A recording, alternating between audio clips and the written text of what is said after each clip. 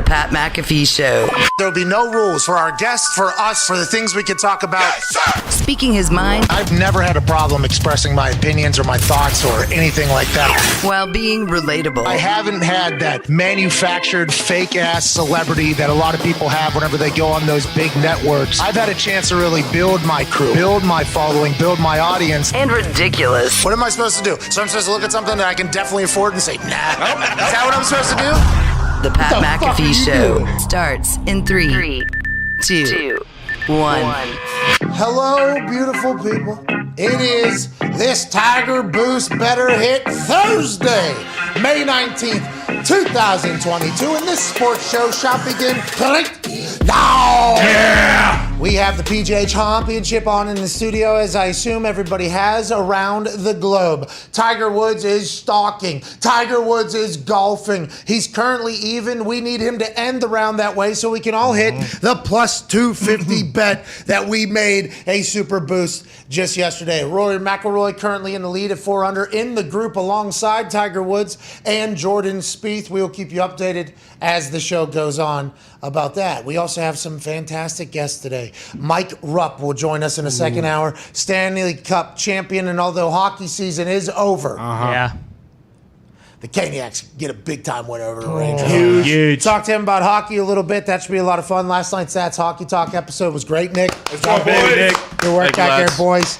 Micah Hyde will join us in the third hour out of Buffalo Bills team. Obviously, his charity softball game raised money this past weekend for what happened in Buffalo, and we'll chat with him about that, what the Buffalo Bills are doing for the community, and the Buffalo Bills are currently the favorite to win the Super Bowl. What's life like at the top as opposed to the bottom? 0 Pro Bowlers on that defense. I know he and Jordan Poyer are probably not happy about it. Can't wait to chat with Micah Hyde about all things happening in the world. AJ Hawk will join us in about 25 minutes. Whoa. And the reason why AJ Hawk is going to join us is because AJ Hawk, former college football national champion. AJ Hawk lives in Columbus, Ohio, loves college football. Oh, yeah. College football right now has its main event of the evening happening. Oh, yeah.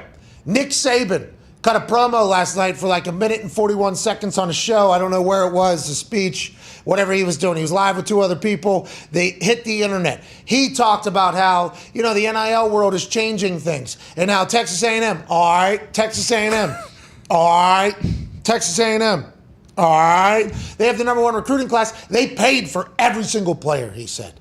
They paid for everyone. We're #2. They paid for everybody. Jimbo Fisher heard that, and this morning called a press conference to answer Nick Saban's, kind of slanderous comments about him cheating, and buried Nick Saban. Like came out firing. I only want to let's not run it yet.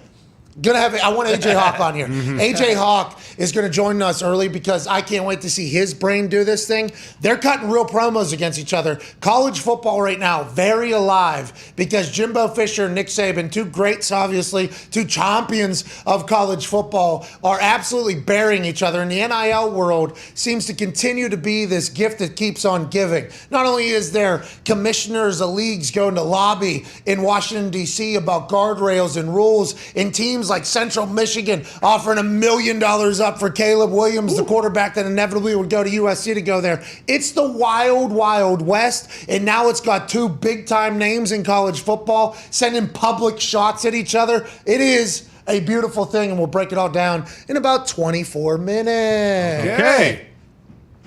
Before then, we'll have a great chatter with the Talks Table at Ty Schmidt, at Boston Connor. One half of the Hammer, Dahn Cowboys. What do you got rocking over there, Tone Diggs? What's the shirt? Is that a Project Rock. That's Dwayne Johnson. Dwayne Johnson. I Let's always go. say it. Hey, baby. Greatest man on this planet, probably. Probably gonna be president one day. If Gallagher's, he's got a leg up on him right now. Well, he did take the first shot across the bow. He It did did, seem yeah. like at the 2032 presidential election, whatever it is going to be. In the end. You look great, though. I want to let you know you look great. How have you guys been doing gambling? What have we been gambling on? Baseball still carrying the tide. NBA last night, I lost every single bet because I thought Luka and the boys would at least put up a fight because he was drinking beers the day before. I assume you drink some beers, you're feeling confident. He got hit in the face, had a pretty good game, did his thing. But that Mavericks team, they seem to be outgunned. outmanned, little bit. outclassed, outplanned. What? It really feels like that is what happened last night. Poole comes in and does miraculous things. Wiggins starting to get some buckets. Yep. Yeah. You watch him in the last 3 games or so, and that's the only time I've really watched him. The over 1.5 threes for Wiggins that was on that bet last night, or on FanDuel last night, lock. That was, if you had watched him the last couple games, feels like he's getting more confident, putting up more shots. They're falling. Steph Curry, what's going on at the foul line? I mean, I lost a lot of bets last night because a lot of things that I did not expect to happen did not happen. And it's a problem. What should we expect out of the NBA, or is that not what we should be gambling on because nobody has a clue what's going to happen? Well, if you remember in the Sun series, the Mavs got absolutely dominated, but first 2 games on the road, then they came back home 1-2, and then they found a way to win Game 7. It was a home series. So it may go that way, but also with Luka, like, they have the ability to throw Draymond, Clay, and Wiggins all at him to take their.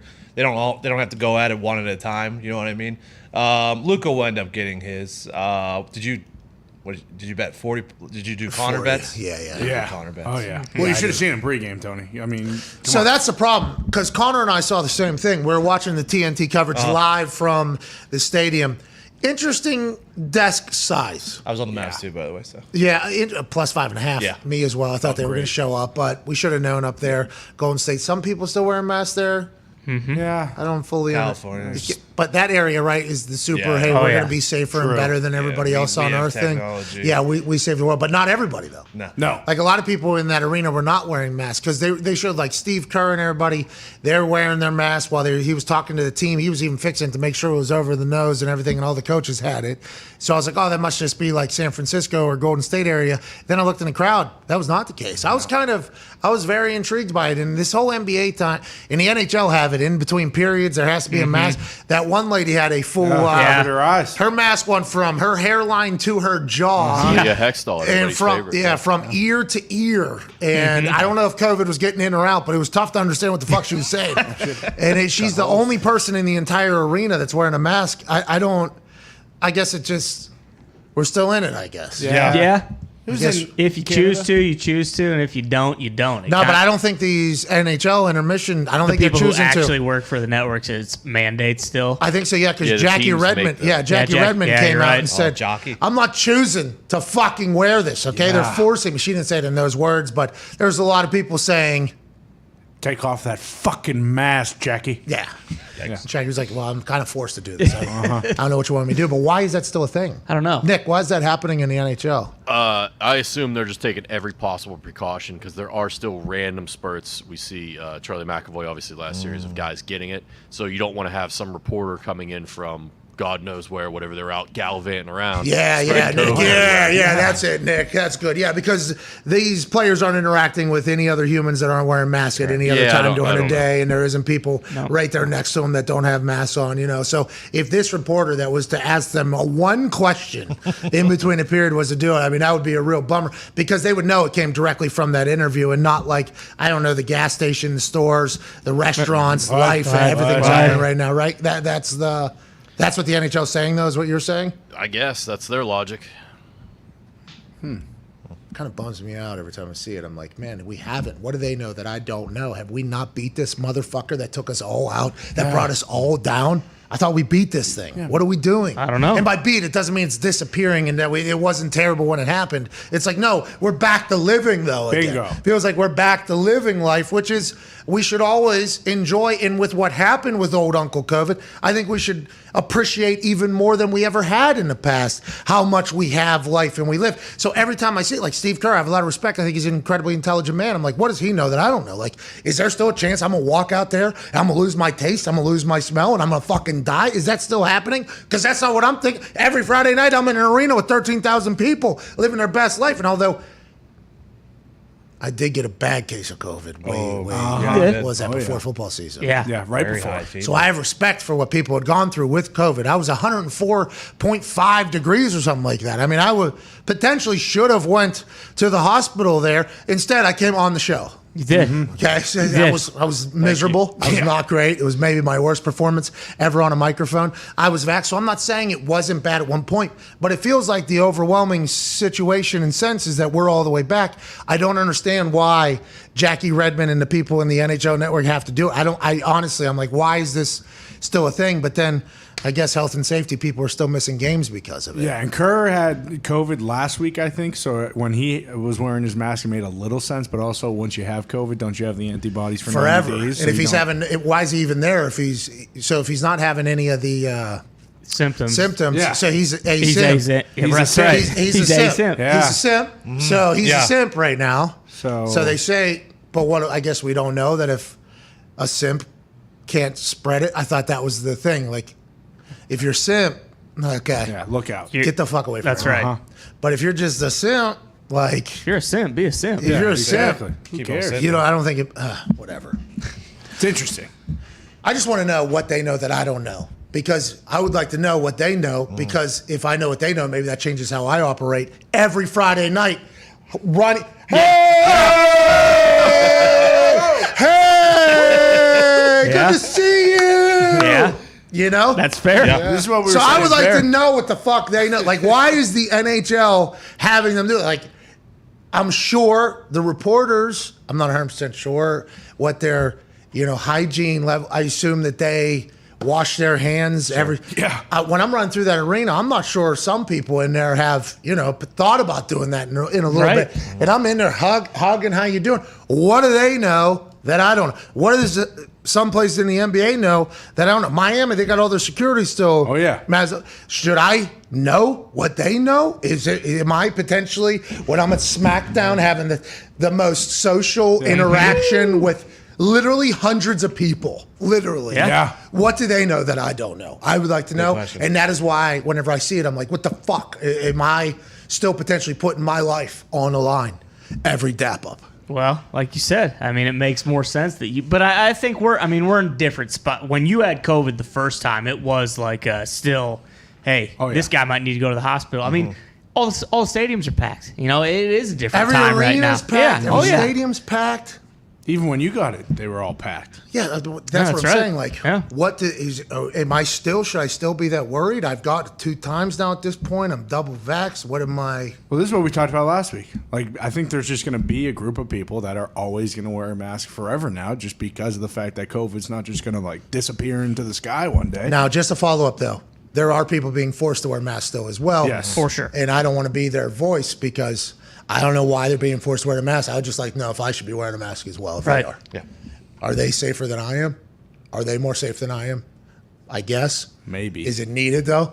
I need to know. Well, Anyways, we were watching pregame. Yeah. Thought the desk was a little small. They added Dwayne Wade. Dwayne Wade gets along with everybody up there. I think he's great on TV. So I enjoyed the optics, though, of them live. I think they opened up the speakers to the crowd a few times. Yeah, they did. I don't think the entire time, though. No. I think there was a few times where they opened it up like College Game Day-ish almost Yeah. and WWE-ish whenever you get a microphone open to the crowd. Like, because there was a couple, Shaq cut a promo at the end when he made his selection about Golden State. And it was obvious that Shaq knew that they could hear him. And he got a pretty good little pop, and it was awesome. Chuck, on the flip side, he talked up them, and then he picked the Mavs at the end. And then he immediately afterwards, after getting something said to him by a Golden State fan on site outside of the arena, he said, "I'll go to your house and I'll fuck your mom." yeah. Yeah.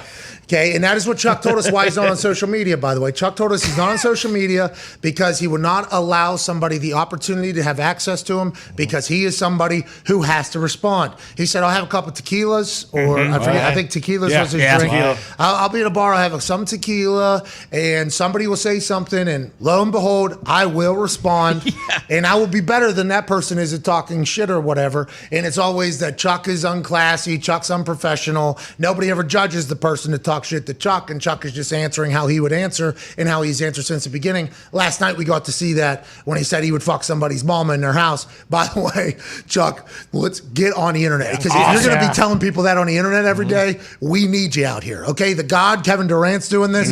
Lamar Jackson's out here doing his thing. Hey, Chuck, we get you on the internet, you'd be beloved out here. But he made a selection of the Mavs, a little bit of a boo there situation. I enjoyed the presentation of it all, but during the show, or during the kickoff show, they showed Steph Curry take a three from like the fucking bench. Yeah. Like gets a ball, it looked like a random drop in to the game. He was just sitting there doing his thing, gets a ball from the bench, shoots it and says, "Let's go." As he's shooting it, it appears as if it is a splash. Turns around, very comfortable and confident, sits down. I immediately go to FanDuel. Give me fucking Steph 40 plus. Right now. Right the fuck now. This guy goes 1 for 50 from the foul. Yeah, What is that about? I know. He made some big shots. He also missed some shots that we don't normally see Steph Curry miss. Not only the free throws, there was a step back three that he almost missed the entire hit off the side of it like we would if we're just fucking around chucking up, Steph Curry like shots. Is he broken? What's going on with Steph? What's happening right now? He's still doing the same chew on the mouthpiece thing. He seems to still have the confidence. I know he's coming back from an injury, but is he going to be back? Are they expecting him to be back? It seems like this is mental. Is this mental? Is this physical? What is this with Steph? They won. By the way. They won. This is a team that won. In the opening series, he had some free throw miss too, and then against the Grizz, he was back to being good again. So I don't know, maybe it's a lack of focus or whatever. But he's still been scoring 21 he had. Yeah, last night, but in like the Memphis series, he was scoring upper 20s or 30 pretty much every single game. Yeah, the first game of the series, you're like getting to know kind of the other team because every team's going to guard everybody different. It's like with Luka that Diggs mentioned. The first 3 possessions, they had 3 different guys on him each time, so they're just Figuring trying it out. they're trying to confuse him a How little about bit. Wiggins just smacking him in the face and having that just stripe like he's going to war? Yeah. Looked like he had war paint across his face. I was like, Luka's about to go. I almost hammered Live. Luka. Yeah. I'm like, he's going to go. And he did. He missed some as well. I think, first game, maybe some jitters. The home team gets the win, but I lost so many bets last night. Yeah, it was tough. Don't worry. Tonight we got the Celtics and they're a lock. So, you'll win it all back tonight on the Celtics. Don't be doing this shit. They are. Marcus Smart's back. They're going to win. How about Al Horford? Al Horford is TBD. He's vaxxed, and this fucking COVID thing.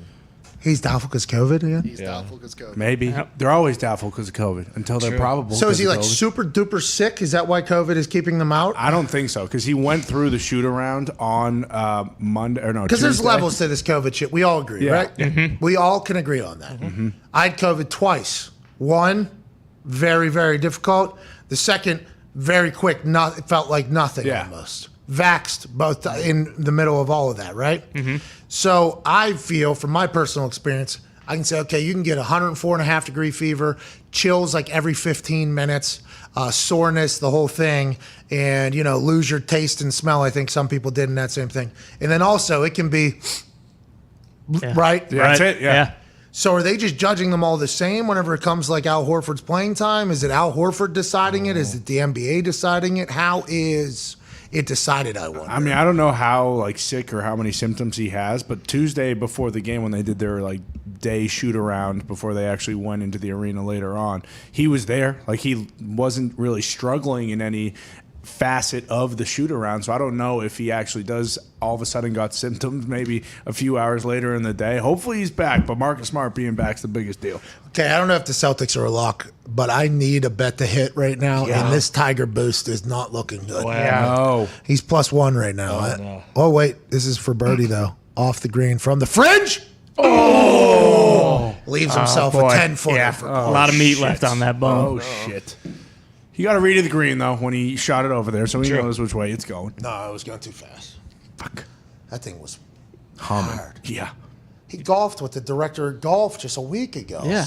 Should know the ins and outs of that entire place. Tiger. It looks like these greens are lightning fast. The few bogeys that he's had, it's been stuff like that where he's just fucking powering it. Hey, you're putting on glass, Tiger. Come on, Fucking Tiger. adjust the stick, dude. You can do it. The Carson Wentz has responded to Jim Irsay. Jim Irsay said it was a mistake, and I don't think he called it a mistake necessarily. The way Jim Irsay chatted about it, he might have said mistake, but you got to remember the way Jim Irsay speaks. I mean, he speaks in full thoughts and metaphors almost. He said it just didn't fit. The fit wasn't right. Chris Ballard then came out after the season or after the trade for Matt Ryan and said that even if they made playoffs, there's a lot of hard decisions that could have been made. So for whatever reason, upper management might just be Jim Irsay, might be the Irsay family, might be Chris Ballard and Jim Irsay. Who knows who's all involved? But it feels like at some point during the season last year, somebody at upper management for the Colts said, you know what, Carson Wentz experiment, it's been fun, but this isn't for us. For whatever reason. Now, as somebody that's a fan of the Colts, because the Colts are family to me and it helps me out a lot, and obviously they paid for this entire studio and everything to be built. Now I had to kick some balls every once in a while for them, but I am a Colts fan through and through because everybody in the building. There was times watching him play where you thought to yourself, if this is what the future of the Colts looks like, this is going to be difficult to survive. Oh, yeah. And not because you're miserable, but because he was a reckless football player, okay? And all the Carson Wentz defenders that come after me for saying this, his great football moments were amazing. They were awesome. But he was just careless with the football. And in the game of football, the ball is the program. That is literally everybody's rule. Like, hey, this football right here, and obviously this is just the baby Duke. It is not the big Duke, the Wilson. But literally, hey, this ball is paying for all of our lives. This ball is the reason why we are here. We would like to keep it away from the other team, and we'd like to take this motherfucker from that team. As much as possible, we would like to have this ball. And I think that was something that was maybe pounded into my head, football IQ-wise, when I was at the Colts, the way they viewed it. Jim Irsay's been around quarterbacking, great quarterbacking in the NFL since he was literally like 11, 12 years old with Unitas on the fucking team. So I feel that there was a time where Jim Irsay was watching the games and was thinking the exact same things that I was thinking while I was speaking it into this microphone, because most of my football IQ has come from the Colts organization, which Jim Irsay has headed for a long, long, long time. So I think Jim Irsay made a decision early in the season that was like, I don't know if this is the right fit. Not that he's a bad player, not that he's a bad person, but in our ideals, in our visions of what football is, you cannot play the quarterback position, the most important position on the field, and be this careless with the most important part of the game, which is the ball. Balancing on it, tossing it into another hand in the middle of a rainstorm, shot putting it into somebody's chest, falling into the end zone, throwing a 0-yard pick six. Like, there's just decisions that get made through a lot of games that you think to yourself, like, oh, this guy's last thought is I need to keep this ball. His thought is I need to make a play, I need to make a play. When some places, that just isn't how they view it. Tiger's Plus do. Fuck. He's being fucking reckless with this golf ball. Yeah. Come on, Tiger. But this is what Carson Wentz told Colin Cowherd on the Colin Cowherd podcast of the Volume Network. When Jim Irsay says, hey, we made a mistake, I'm like, ow, that's kind of like that hurts a little, right? I mean, it is what it is. You know, everyone's entitled to their own opinion. You know, I thought last year was a really fun year. You know, I thought we did some incredible things, came up short at the end. Obviously, I struggled down the stretch there, and timing was poor. But yeah, that I didn't expect that. I didn't expect things to unfold the way they did. And, you know, I thought things were in a pretty good place there. Had awesome relationships with every single person in that building. Can't say enough good things about the people over there. And, yeah, kind of came out of left field. You know, he's entitled to his own opinion, and, you know, he's entitled to do what he wants with his football team.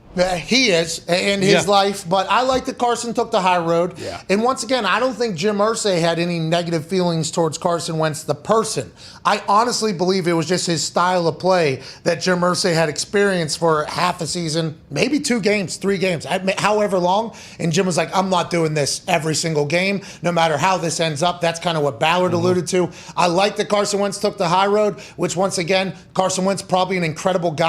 We got a chance to experience it. He's now with the Commanders. We're with Matt Ryan. This is probably best for all parties, but I don't think this was a personal insult from Jim Irsay. I think it was just a, hey, this ain't my fucking bag, baby. Yeah, and I just you look at the way they both responded to, like, obviously he's a quarterback. He's a great guy. He's always going to say the right thing, but you saw how much it fucking chapped Irsay's ass that they didn't go to the playoffs last year. And it's like, I understand he's not going to, but he's happy-go-lucky. Hey, we did a lot of great things. Like, it seems like it almost doesn't affect him, and it's in the past now, but you just look at, like, you'd think if he maybe had a conversation with Irsay and was like, I fucked up, things didn't go the way we thought they would, like, this is all on me. You know, like, maybe taking a little more accountability than Irsay might have been like, oh, okay, like. I wonder if Carson and Jim talked, and I wonder, because I think there was a report that Carson wanted to talk to Jim, or Jim wanted, I forget how it went, but they ended up not talking. And I wonder if that's Jim just saying, like, I don't want to know. I don't want to hear I don't want to be talked back into doing what we just did for an entire season again.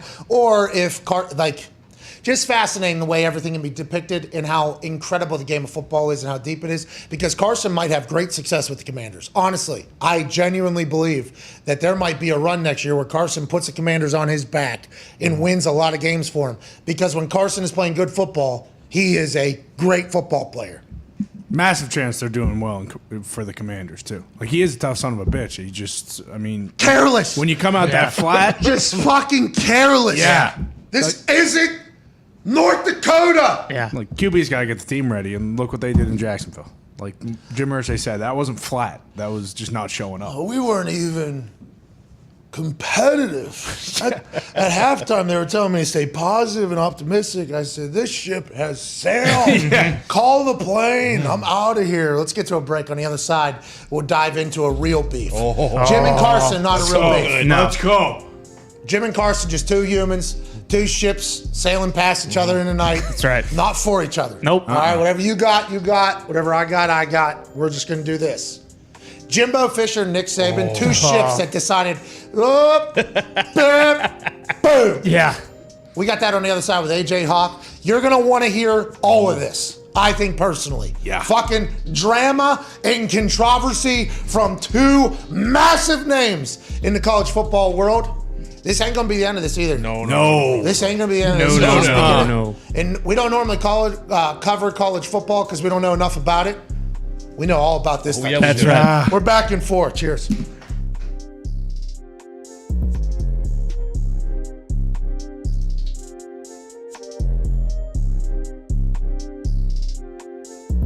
You ever think about dabbling more on the internet? I know you don't really do it much, but Never. you are beloved on there, Chuck. Hey, Pat, never going on the internet. Chuck! Never go. No, because two things. Number one, once you're successful, I always say, being successful is like being the homecoming queen. All the ugly bitches hate you. I mean, that's the truth of the matter. When you're successful, you're gonna have built-in enemies, and then the more successful you become, the more enemies come at you. So I don't want to give them access to me because I'm not that guy. If you say something mean to me, I gotta say something mean back to you. When I was younger, I used to fight all the time. I'm too old to fight now, but I can still verbalize some insult. Yes. And like, let's say if I'm out drinking, because people know I like to drink. If I'm drinking my vodka or some tequila and you insult me, there's a 100% chance I'm gonna say some shit back at you. And the problem with being famous, Pat, and I don't like calling myself famous, but it is what it is. Yeah, 21. People can say anything they want to me, and nobody gives a shit. But the first time I go crazy on their ass, I'm gonna get crushed. Yeah, you're not classy. You're not professional, obviously. Yeah. Be a so gentleman. I choose not to let people have access to me in that situation. You know, it's just like I'm frustrated with flying cars because I'm obsessed with that. Like, I want a flying car. Me too. What I got is my phone instead. It's like, well, the future is on your phone really right now. It's not like literally in front of you. You can't get into a flying car. But, you know, your phone has it all. It's like, I don't want this phone. I'm not going to have this phone 14 hours a day like you young people do. No, thank you. Like, I'm not from that generation. Like, you know, give me a flying car. You know? and honestly, when we shut down the Mars missions, you know, we were supposed to be going in 2024, and we shut it down. But a lot of people don't realize is, you know, from here to the moon is 208,000 miles roughly. You know, 200. So you can think about that. Well, in this country, you know, a long road trip could be 4,000 miles, and you know how far it is to Australia. You know, so 200,000 miles. You know, that you think about that, and, you know, that's far. But like Mars, think about this, is 250 million miles. 250 million miles. So, you know, that's a little different thing because, you know, when you go, you know, it takes about anywhere from, you know, 9 to 11 months to get there, depending on the alignment. Are you going to fucking Mars? And so, Jim, are you going to Mars? It sounds like you're... I wish I was. You know, maybe you'll have, I think you'll have a chance to do a show from there when you're 80, Pat.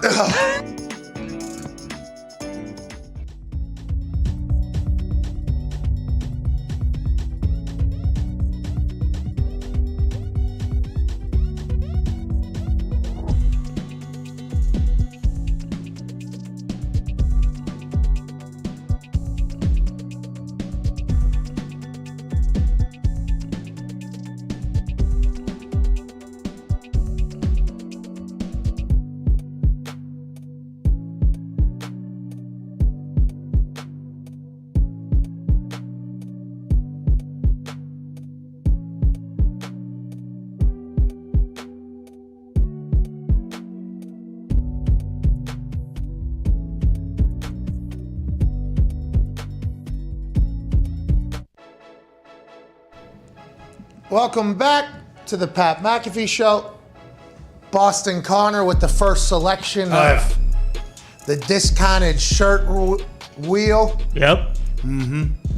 Really picked a good one. Hell yeah. You know, that a lot of people would want to buy. Yeah. A lot of people would want 15% off of this particular shirt. That's right. At store.patmcafeeshow.com. I think, maybe the next, selection will be one that is a little bit more Broad. Unifying. Sure. Okay. And universal. Not and just things me. like that. It's unifying. It's, if you like That's football, polarizing right there. You like football. That I is- like That is Bill. That is a polarizing. polarizing shirt. Especially since that staff is a mess right now. Well, yeah, there's people talking a lot of shit about that staff right now. Everyone knows Greg Bedard. He keeps his fucking ear to the grindstone. So. Well, Joe Judge said he's working on fundamentals. Mac Jones is like, okay, I get it. I'm doing fundamentals. Also, how do we beat the Bills? Yeah. Okay, can you please tell me? And Joe Judge's like, I got it all figured out. Don't you worry about it. Patriots going to be fine because football. Ernie That's right. Adams Football. and Bill Belichick shirt, 15% off now. Thank you, Connor, for doing that for the Baby people. Connor. Thank you for doing Whoever's that. next, pick a better one. No. That's a good one. It's a good one. Joining us now early than his usually attended time.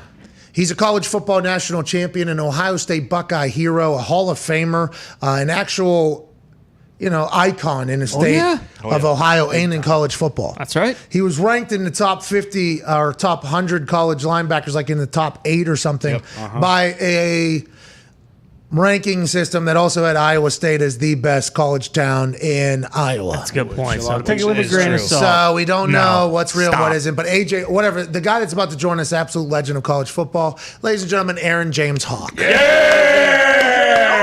Centerville legend as well. I apologize. 31 tackles. 31 tackles, 2 games. Yes, please. 31 tackles in 2 games. Ain't that right, AJ? Yep, that's my rider that I send out to every show I do that they have to intro me that way. Smart. Everything I just said, or just the 31 tackles in 2 games in high school, you had to be so insufferable the next week in high school. Oh my What God. do you mean? What was I doing? You were not going to class. You're giving wedgies probably. Yeah. You're locking people in lockers. You're doing a nerd. Get out of the Yeah, way. I had another 31 one. tackles. No big deal. Were you there? You must have been there. It sounds like you were there. Letterman Well, jacket. feels like we know you pretty well at this Letterman point. jacket, yeah. I was like a Doyle just cruising around the hallway. Yep. Knew it. 31 tackles in a game 2 times. Of course, that's what you like. Yeah, okay. How many yards did you rush for in those games? That's a great question. I have no idea what games those would be and even what season that would be. Are you the only player in the history of football to have 31 tackles and maybe 100 yards rushing? I would, no, absolutely highly doubtful, especially coming from Centerville. They have a long line of stud linebackers. This guy, AJ Hall. Adam Ever at Taylor. 31. Adam Taylor still might be the best middle linebacker I have ever seen. He was like the guy I was trying to be eventually. All right, well, thank you, Adam. Yeah, way to go, Adam. He's a teacher back there now too. Wrestler, one of those guys that Hold you on. probably never kill if you tried to. All right, well, thank you, Adam. We appreciate what Maybe, you Adam. did. You inspired this guy to become an absolute monster on the football field. 10 Diggs has a stat update. Fucking American Football Database says Hawks records include most tackles in a game, 31 on 3 separate occasions. Oh, so the Hall of Fame at Centerville High School, not even right. Is that wild? They're trying to undersell you. Is that because Adam Taylor got it twice? Is they wanted you Must to be. tie the record, not beat the record? Al Sure. Bundy, Well, yes. we know if Diggs is saying it has to be correct. So. Well, it's the internet. Diggs Don't is blame just- Diggs. Yeah, Diggs observing and reporting the internet right now. Not his problem. Anyways, let's get to Please. yes.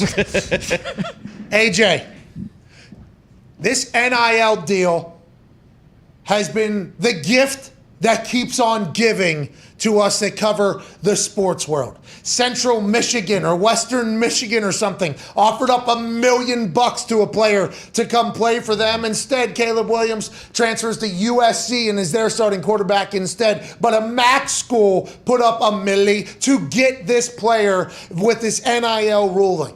Players going in the transfer portal. Players are now selecting which team they want to go to for what can be most beneficial for them and their family in the short term. Will it end up hurting them in the long term? We shall see. We all think probably.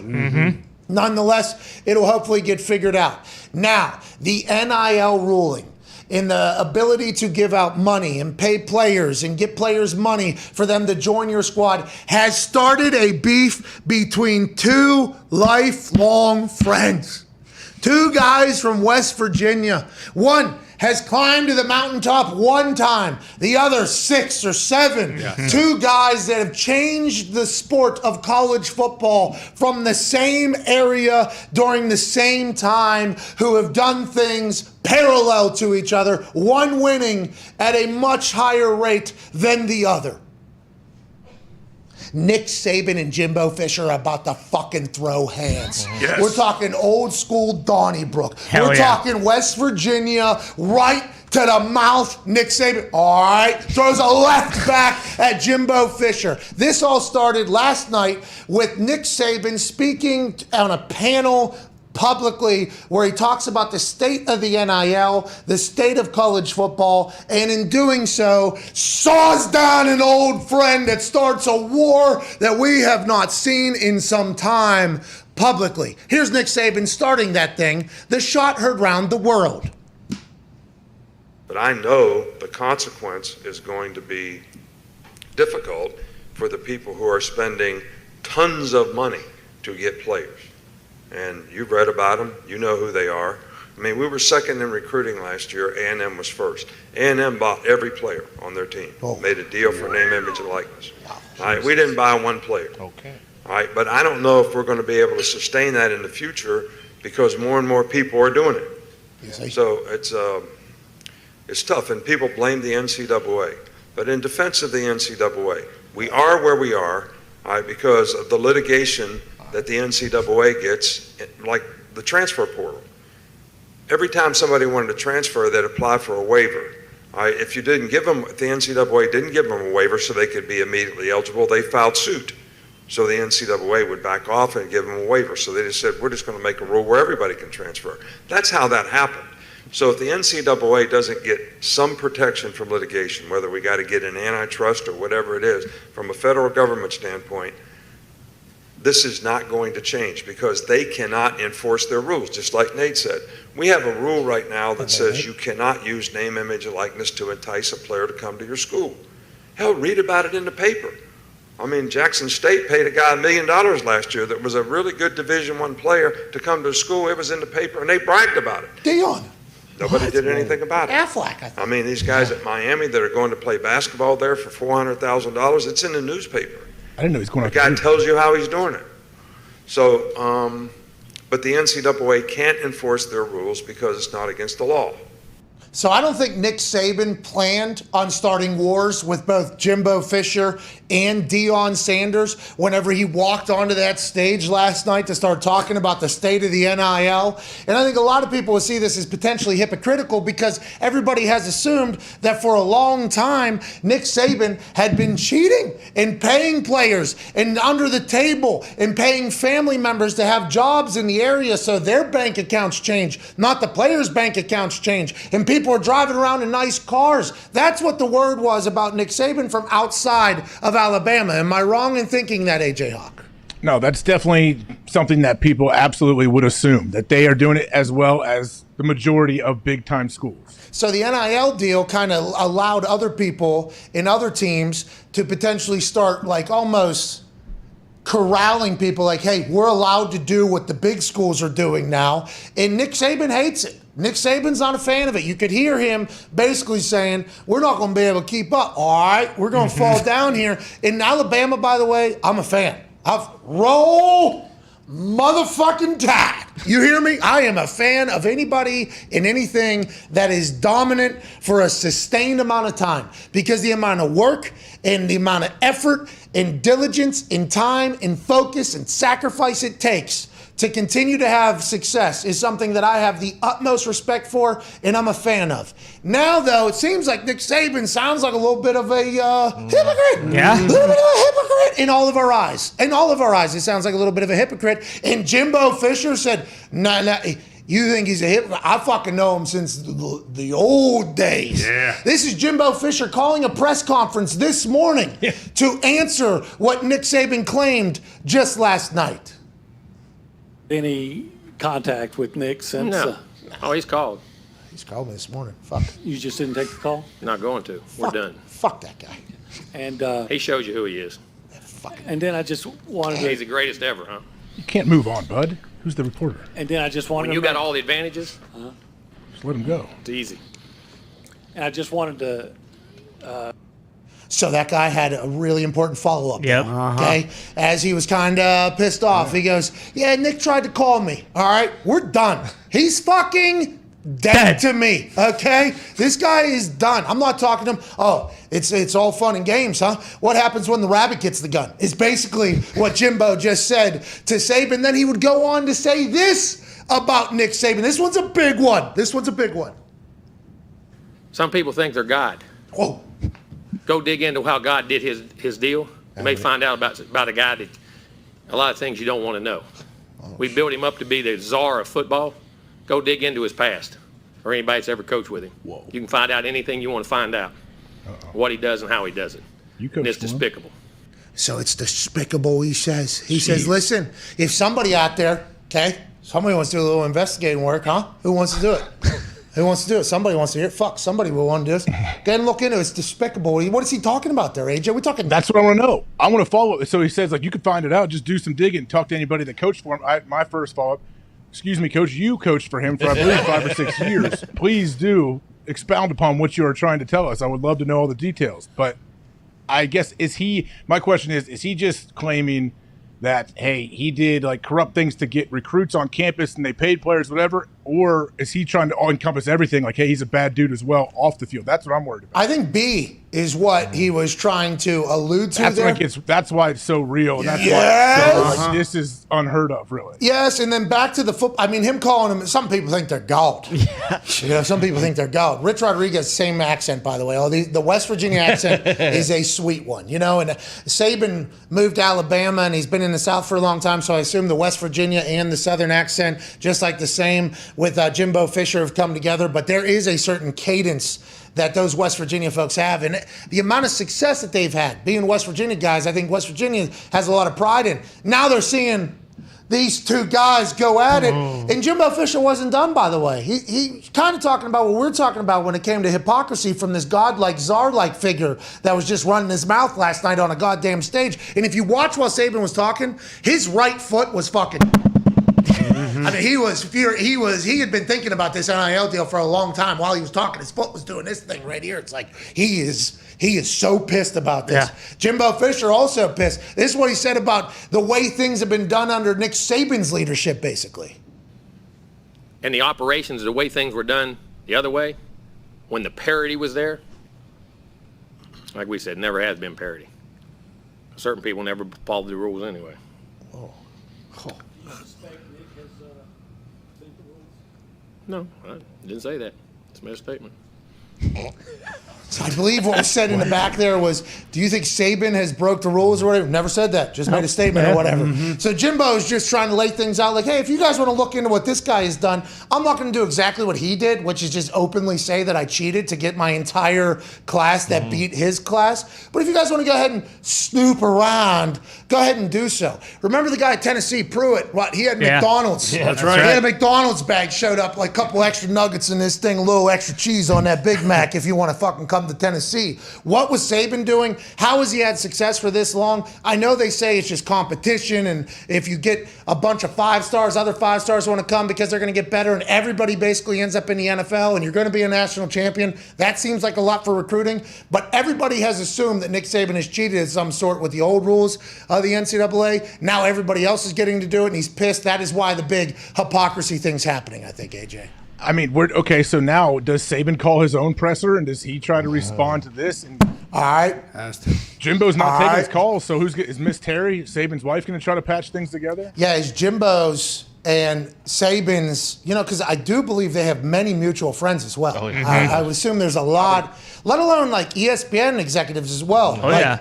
Hey, we need you two to fucking. Hey, is he calling though? Is the NCAA going to call Jimbo and be like, "Hey, Jimbo, you were on his staff for a while, and you're saying there's these violations. We're going to have to sit down and do an interview. We need you to kind of let us know what was going on." Is that going to happen? I would assume, and Jimbo will go, "You're right. The University of Alabama is doing that. Suspend us. Suspend them. Suspend them for." He was with him at LSU. Oh, was he? I don't remember. That's why Jimbo. I was reading some stuff after I saw this a little bit ago, and Jimbo had the opportunity to come back and be the OC of Alabama, and he said no and turned it down. Watch LSU get banned from bowl games for the next 10 years because what Saban and Jimbo did. Brian Kelly. 10, Not the 15 family. My family. Oh, you think maybe they orchestrated this together to get LSU.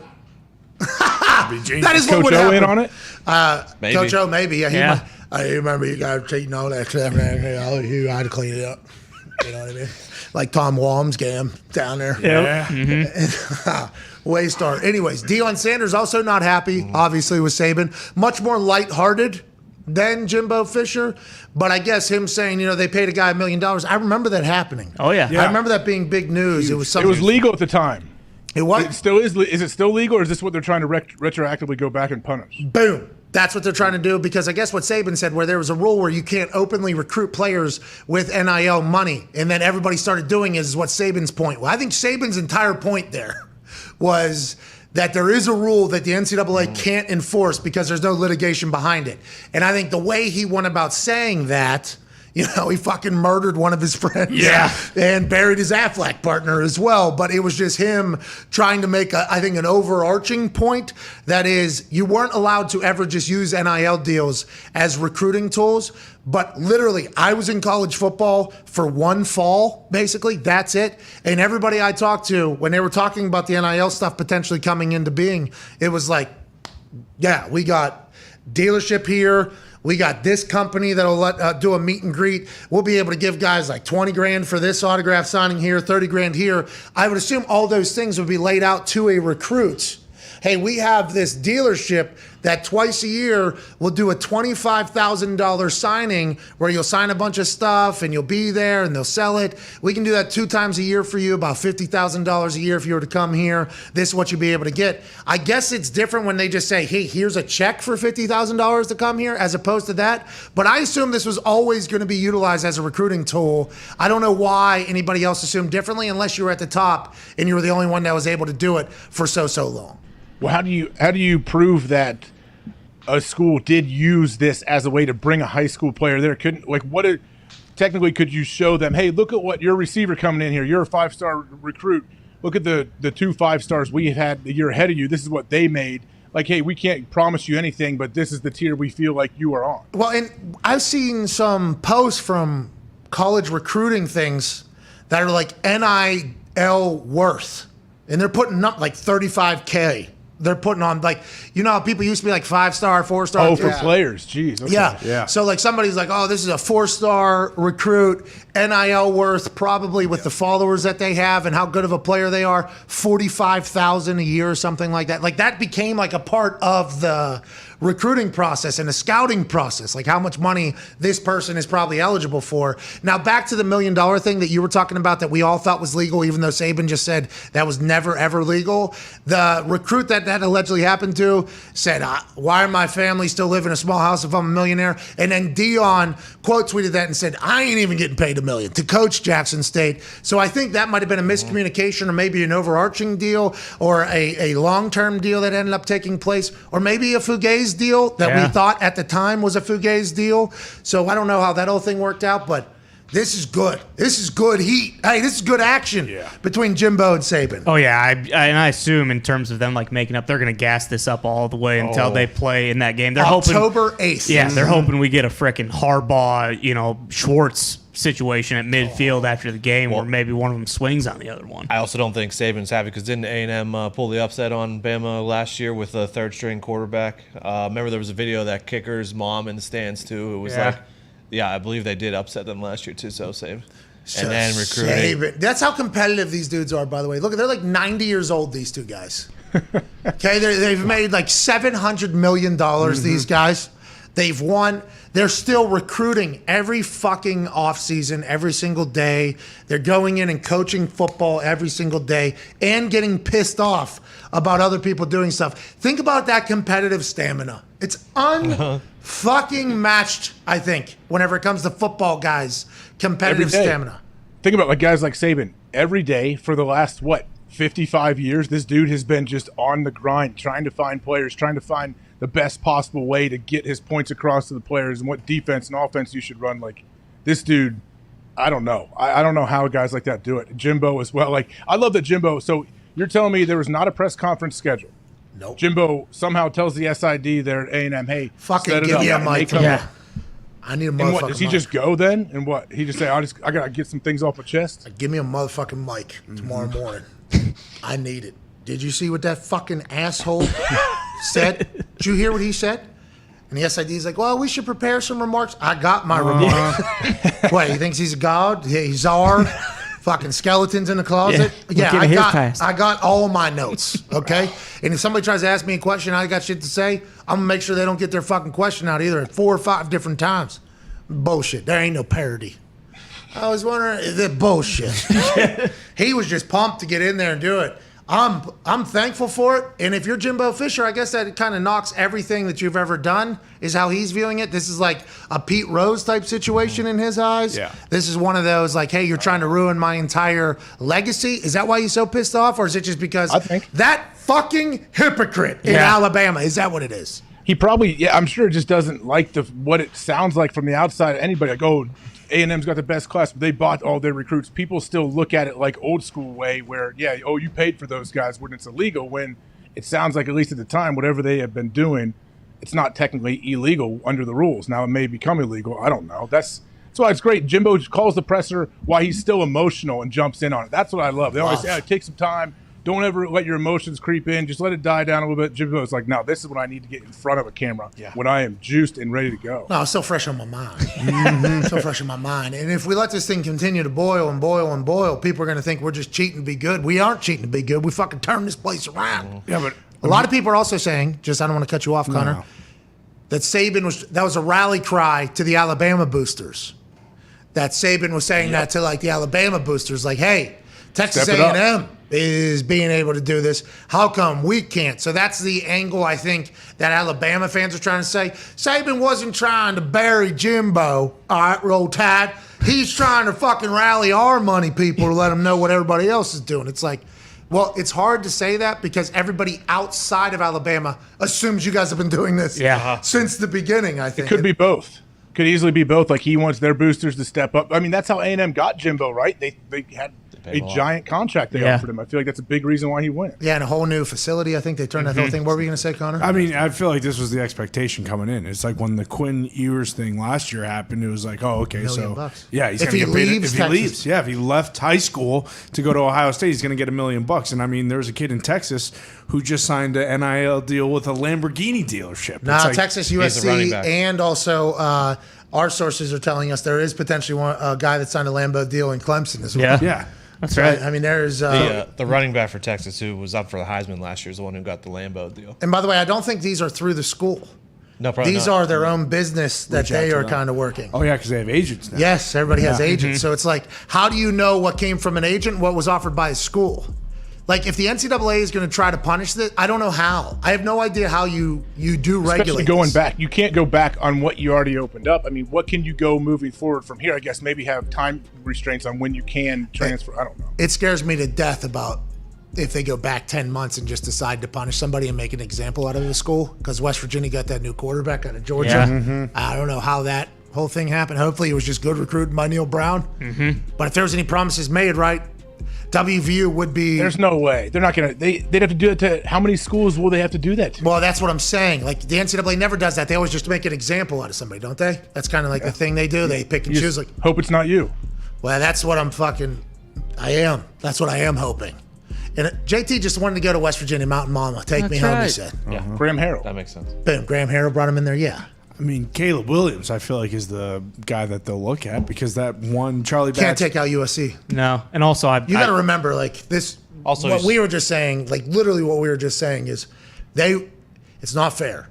It would not be fair, but they do not have the manpower to investigate every situation. Yeah. So they will certainly, it feels like they will pick a couple and make examples out of them and say, hey, this is what happened. How do they pick and choose which ones to make an example out of? And how do they go back and say, like, we had a rule in here, you all broke it, now you're done for the next however many years, although other places are still allowed to pay their players. Like, I don't understand what the difference is between setting up a signing during the season and saying 50,000 versus just telling them, hey, if you come here, you'll get 50,000, and then here's 50,000 to come here. Like, I don't understand how they're going to be able to regulate that. How are they going to be able to change? It's going to have to be like your services somehow have to be used. You got to go to do something. You have to use your name, image, and likeness on a dealership or a commercial. Like, I'm sure that's going to be an easy one to say, hey, what did you do for this company? They gave you $50,000. What kind of value did you bring them? Well, they put my picture on their memo that they sent out to all their million people. Okay. Good deal. That's something. What do they have to do? Just stop NIL, like put a pause on it, and then have to figure out? But then they can't do that. No. Yeah. They're not going to go back. I don't think they're going to be able to go back and punish people. I think they can make rules moving forward. I just don't know how they go back. And USC at least can claim that Caleb Williams obviously just followed his coach from Oklahoma to USC. Yeah, that's the thing. How do you prove it? And he plays water polo. It's a big USC thing. Oh, it's a good callback. Thank you. A little fraudulent activity has been happening a long time to get people into schools and around schools. And are we going to investigate how big of frauds and cons universities are? Handing out degrees that are worth a lot more than what you'll inevitably ever get paid for said degree, and being crippling debt forever while they raise prices in the classes that you're going to, the knowledge that you're gaining, and the certificate that you end up with will never be worth enough to get you out of that hole for the rest of your life. Yeah, I mean, that's definitely never going to happen. No. So, but like to your point about the stuff that came before too, like with Caleb Williams, like he's probably got all these other deals. I mean, he's like a Beats ambassador and stuff like that, but is he getting that same thing if he's at Oklahoma still? Like, probably. Is he, because he went to USC, like, is the school helping set up some of these? Like, it just gets so messy. There's almost no way you can police it. Let's get to a break. In the second hour, we'll have Rupper join us to talk a little hockey talk. Couple games last night. One game last night. Two. Good ones. One was 9-6. The Battle of was tied Alberta 6-6. was insane. Yeah, there was 3 goals in the first 6 shots on Mike Smith. Yeah. Mike Smith. He got yanked. Quick. This guy got yanked in like 4 minutes into the game. But he's their guy. Their next game, is he in? I mean, the other guy Probably. gave up 6 goals. Yeah. They don't really have any good options right now. They might be signing fucking King Doming. Ooh. Yeah, they might. Up there. Might be trying to get the Zambone driver. And then Rangers Canes was overtime. Of course. Mm-hmm. Yeah. Caniacs. 20,000 screaming Caniacs, brother. That place is massive. 20,000 people in an arena. I don't think people understand how big that is. Massive. Is it just for hockey? Yes. Well, I think NC State used to play. They've been playing there since 1999, they said. Yeah. I did not know that. Damn. That place has to be, I'm not saying it. Insane. Yeah, loud. Wolfpack men's basketball. Uncomfortable, I'd say. Probably a pretty uncomfortable place. Probably vastly different than these new arenas that have been updated and built. Probably bench seating, that's why. Well, yeah, the upper bowl is probably like wooden benches. And everybody's just standing the entire time. yeah. Which, by the way, much better for the environment. Or, like the environment of 1999, not 1975. All right, wooden benches. You never know. Dude, I went to a game at NC Stadium, North Carolina basketball. So uncomfortable. It wasn't even wooden. They just did the big concrete slabs that are kind of, you know what I mean? And just numbers on the front. Yeah. That's where this area. Now you better get broad though if you want some space, because there's going to be. I like those environments though. That's what an arena's supposed to be like. I think that's why I like the Caniacs so much. Yeah. And it probably is not a comfortable arena at all. Should be uncomfortable. Yes, I agree. I concur completely. The stadiums and arenas that are too comfortable, too quiet. That's right. Too comfortable. That's how the big house is too. You're packed in there like sardines. Those are All right, we're back in about a minute and a half. The big house got a lot of people in there. Good environment. 106. How about them beating Ohio State up there last year? Unbelievable. Ohio State might be dead. That's crazy. They got They lucky. dug the field down, though. I don't like how the field is dug down. Yeah. They just extended Ryan Day. He's now part of the $9 million a year club. Wow. Hey. Talk about that and more on the other side. Tiger Woods still above par. Not great for the boost and our accounts. We're back in a minute and a half. We'll see you then for hour 2.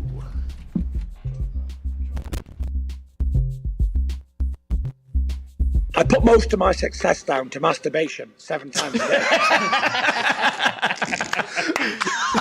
You got this guy. You can Honestly. pop. You can really pop. Got to keep that blood pumping, baby.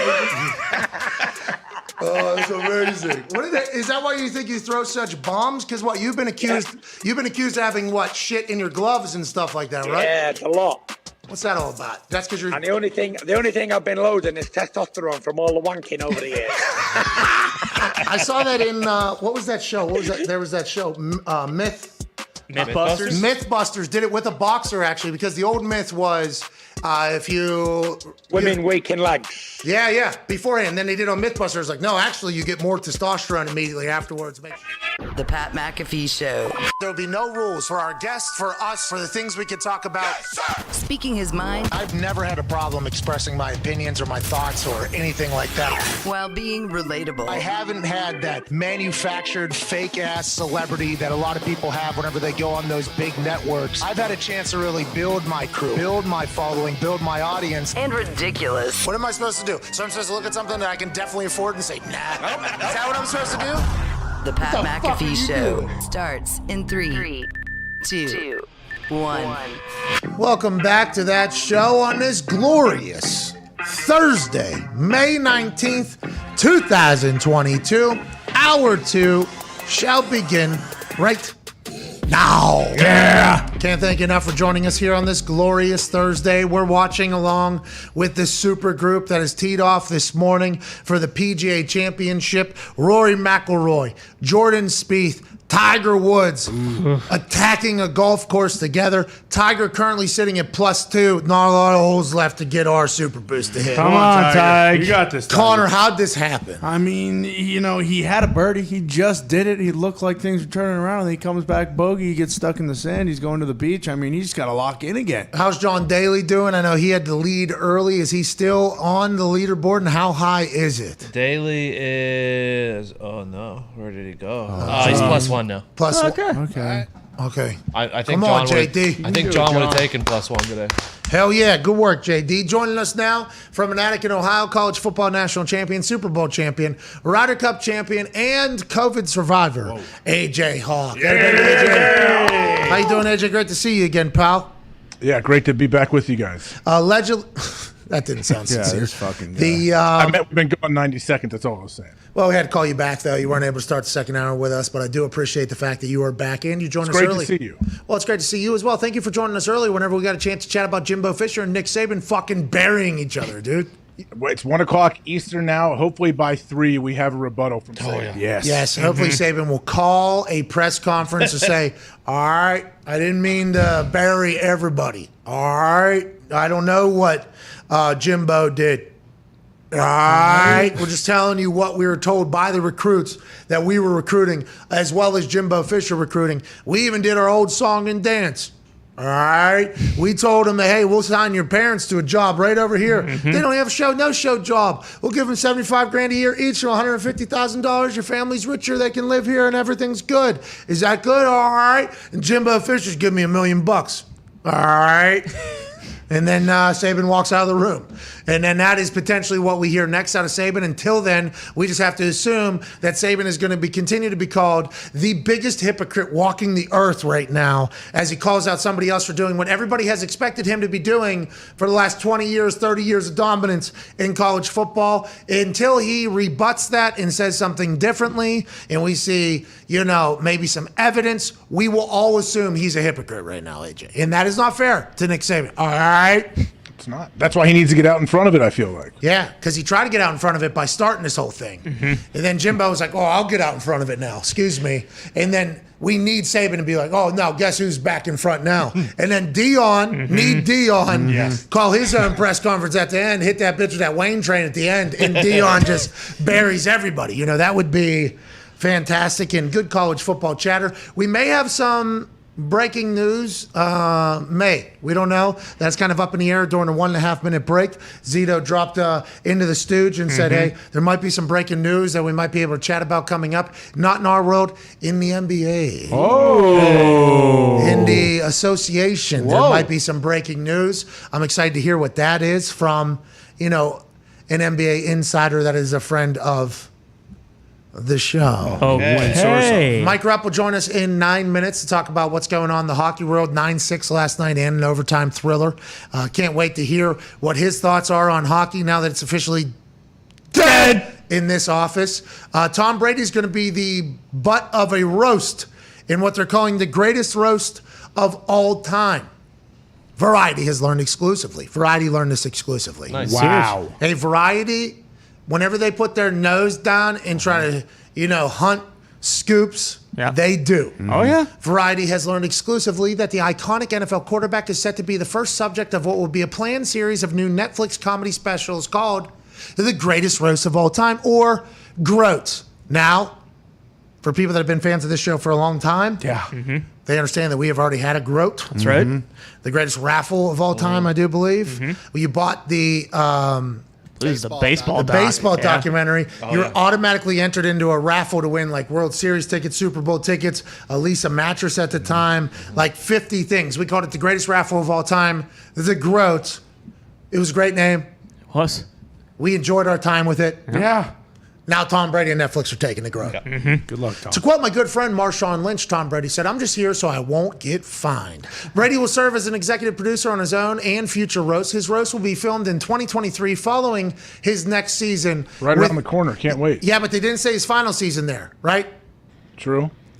That's a little bit of an interesting thing Variety learned. And did Variety ask? Did Variety say, "Hey, is this your final season? Is this what your future looks like? Are you doing this after this season because you know this is kind of the swan song of your thing before you focus on the GROAT in other situations?" We can't wait to burn 3-time Super Bowl losing quarterback Tom Brady, who only went back to the NFL in order to delay this roast, said Robbie Praw, Netflix's vice president of stand-up and comedy formats. In all seriousness, though, okay, jokes aside, it's a huge thrill to work with the greatest football player of all time on this project.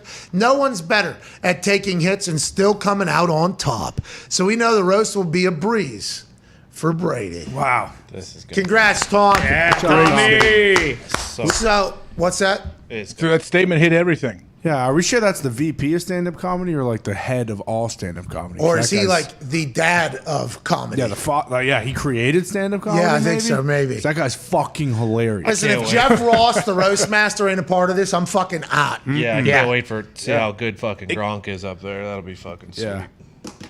That will be What the hell is sweet. that? Bro, Netflix Gronk is will doing definitely this. be up there. Gronk will I definitely know. be there. Deliver some. The question is, Bangers. though, they need to have the right comedians that are absolutely ruthless to make this good. Need the White Tiger. Need the White Tiger. Yeah. He has a Netflix deal, right? Yeah. Need Chappelle. He has a Netflix deal. Need, you know who they need? Anthony Jeselnik, too. Yes. I don't know if you know anything about him. He's from Pittsburgh. I know who Yes. Jeselnik is. Segura. Anthony Jeselnik. Bring in Segura. Jeff Ross needs to be there, honestly, Yeah. because that's his whole thing. Is he's a roast master, lives for. and a lot of people probably assume like, oh, this guy, what a loser.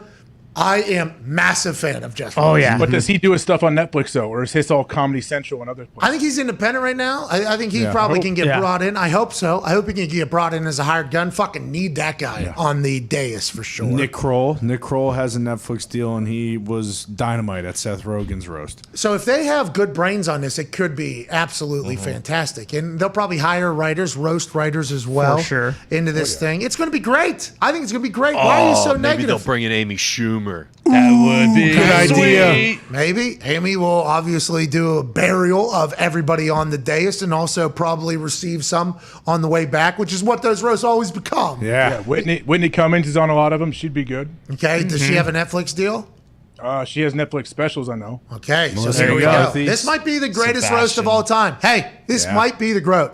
You hear me? Yeah, I can't wait 18 months from now to see it. Yeah, it's going to be sick, dude. It won't I mean, happen, they got but in front of it. seeing Peyton just eviscerate him. He will. What are you talking? It will happen. That will be Please have Peyton. You think? Get Bill in there. Come on. So the only issue is if you go up to be a roaster, you're also about to get roasted for the next 4 hours as well because you're sitting up there. Right. So, like, will Bill Belichick sit up there for 4 hours while some of the greatest comedy minds on earth get a chance just to fucking He could come out. It'd be perfect, though. He could just come out at some point, surprise guest. Obviously, has a comedian write all of his stuff for him. He does like a quick 3 to 5 minutes, and then he walks right off. Yeah, Matt Patricia probably write his stuff. Yeah. Matt Patricia probably write his stuff. Maybe Joe Judge. Who knows? I mean, McDaniel should Probably definitely be there, Ernie, but honestly. what if Bill just walked up and was like, "You suck," and then walked off, and that was it? That would be sweet. It was because of me. And then just leaves. And then just left. Didn't even sit back down, just left. Ernie's been ghostwriting for Bill for a long time. He might as well. No, step he's it not. up. I saw the schedule release thing. We need not have Ernie at this. What? Ernie crushed your schedule release. Easterby's coming. We know Easterby will be there. He actually does have comedy jobs. I don't know if there's Jesus Christ in the building or not, but I do know there's some football royalty. One fish, two fish, red fish, blue fish. Whoever knew fish fucking Jack did. Remember Tom when he found the Lord? Randy Moss. Definitely. He'll be the horseman or the receiver. Okay, Receiver, listen. I would like to let you know, and I'm sorry, horse community. Go back into your barns with your pissed offness if I say this. Don't fucking ever confuse Randy fucking Moss, okay? Randy fucking Moss with whoever the fuck you just said. Please don't ever do that again, okay? I never do that. You just did it. What are you talking about? No, I didn't get them mixed up. I was wondering maybe you could have both of them, or maybe you have Same the sentence horseman though. Randy Don't Moss do there it. too. Don't do it. Don't do the same sentence thing. Okay. Now I know. Sorry. Thank you for making me aware. I just got unreasonably upset with you right there. I know. This is Randy Moss we're talking about. Don't do it. Don't do that with the fucking horse. Who's Randy Moss the horseman? No fucking idea. I only know one Randy Moss, and another name just popped in though. Vrabel. Should Oh, definitely yes. be there. Vrabel had 4-pack in. Mm-hmm. Who's Randy Moss the horseman? This guy killed a guy on a horse or He's something? like an No, he's an ESPN guy. analyst. No, he's an ESPN reporter. He He's shows always up doing Derby horse time every stuff. year. Horse racing analyst. So No he's offense. good. He's very good. No offense to Randy Moss, the horse analyst. But in my eyes and a lot of people other eyes, he should have changed his name out of respect for fucking Randy Moss. Yeah. Please. I think he goes by Randall Moss. He's a little older though, so I think he was already established when Randy Moss started making plays. Probably Well, sorry about it, Randall. Randy caught up pretty quick. Loser. All right, I don't know. like Jason Williams. What Jay Williams used to go by Jason Williams. Jay Will. Yeah, but then there was Jason Williams in the league. White that chocolate. Jay, so yes. Yeah. So started going by Jay. It's like Sammy Adams. Used to be Wiz, and then Wiz Khalifa came out, and then he had to switch to Sammy Adams. Fucking lazy boy. Boston's boy. Yeah. What about Titty Boy? Titty Boy goes by a lot of names, Yeah. and all of them are unique to Titty Boy. Follow up, Jerry Sandusky, Baltimore Ravens announcer, had a rough go. That's Jerry with a Sorry, G. Jerry. That's Jerry with a G. Jerry Yeah. with a J, kind of. Bad guy. Yikes. How about That's that a tough one. Tough one. How about that one where the guy was Michael Jordan ordering a table at places? It was a commercial. Yeah. Oh yeah. Great commercial. Yeah, it's like I don't know if I saw that. not everybody can be Michael Jordan or something like that. Good commercial. Yeah, because he was getting access to good tables because he's not Michael Jordan. Is that why Michael B. Did he look like him? No, I think he Nah. was fat white. Yeah. He's a fat white guy. I think I'm not 100% sure. No. But I do know that a lot of commercials can be memorable. You know, whenever you think about great commercials through the history, you automatically go and lean towards like the Super Bowl commercials because of how much money is placed into those and the amount of time investment and how actual studio productions happen for Super Bowl commercials, because those things are costing, I don't know what, $5-6 million for 30 seconds, but the hundreds and hundreds of millions of people are going to see it. Last night, Nike bought the entire commercial break, the first commercial break of the Western Conference Finals, bought the entire commercial break to flex, basically, with Spike Lee and we're bad people. We're terrible people. We should know that. Zimmy? Who else? Zimmy? Might be Zimmy. I don't know. Spike Lee and Zimmy. Not Who the hell is 100%. Zimmy? Well, I don't know. Well, that's why I'm having the issue that I'm having currently. Probably somebody very important, though, in the video. Would like to let them know. They bought a whole commercial break. She co-starred with Spike Lee. Right. Let's assume she's somebody of importance. We should know who that is. That's 100% honest. They're playing chess. Spike Lee was representing the old school of Nike. She was representing the new school and the future of Nike. And obviously, I don't want to give anything away. No spoilers. This 3-minute movie they created. The future of Nike checkmated the past of Nike. So the future looks bright for Nike. Here we go. But the thing that I was so impressed by while I was watching this commercial, first 30 seconds, I couldn't understand a word that fucking Spike Lee was saying, and I had no idea what was happening. I said, why is this taking place? And they laid it out as like a movie. Nike threw into the break, like Nike has created a movie or whatever, and they go right into it.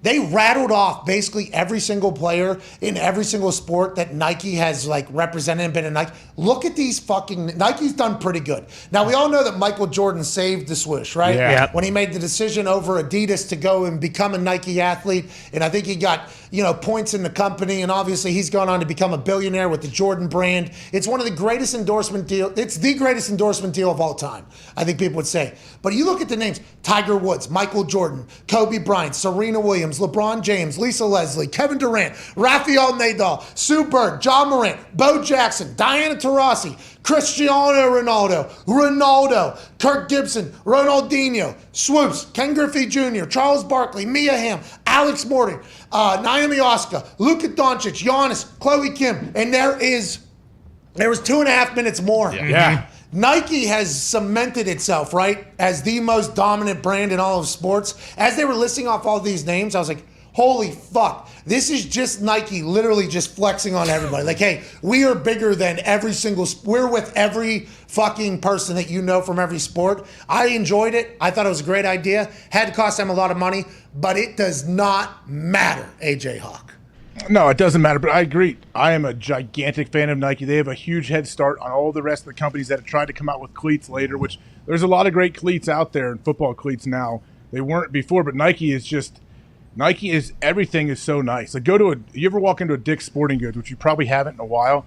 I've been making the rounds there every once in a while with my kids, getting baseball stuff. I want to buy the whole store every time I walk in. Like every piece of clothing they have, every shoe they have, like Nike, they're not messing around, man. Also, Dwayne Johnson, The Rock, has a big section for his Under Armour gear that's really sweet. It's amazing. Under Armour is trying to make a couple different runs at it. And obviously, Tiger Woods has helped Nike just bust golf. And other places have tried to get into golf. And there's a lot of, practices that Nike does that people don't necessarily enjoy and is terrible if you want to uncover all of the stones.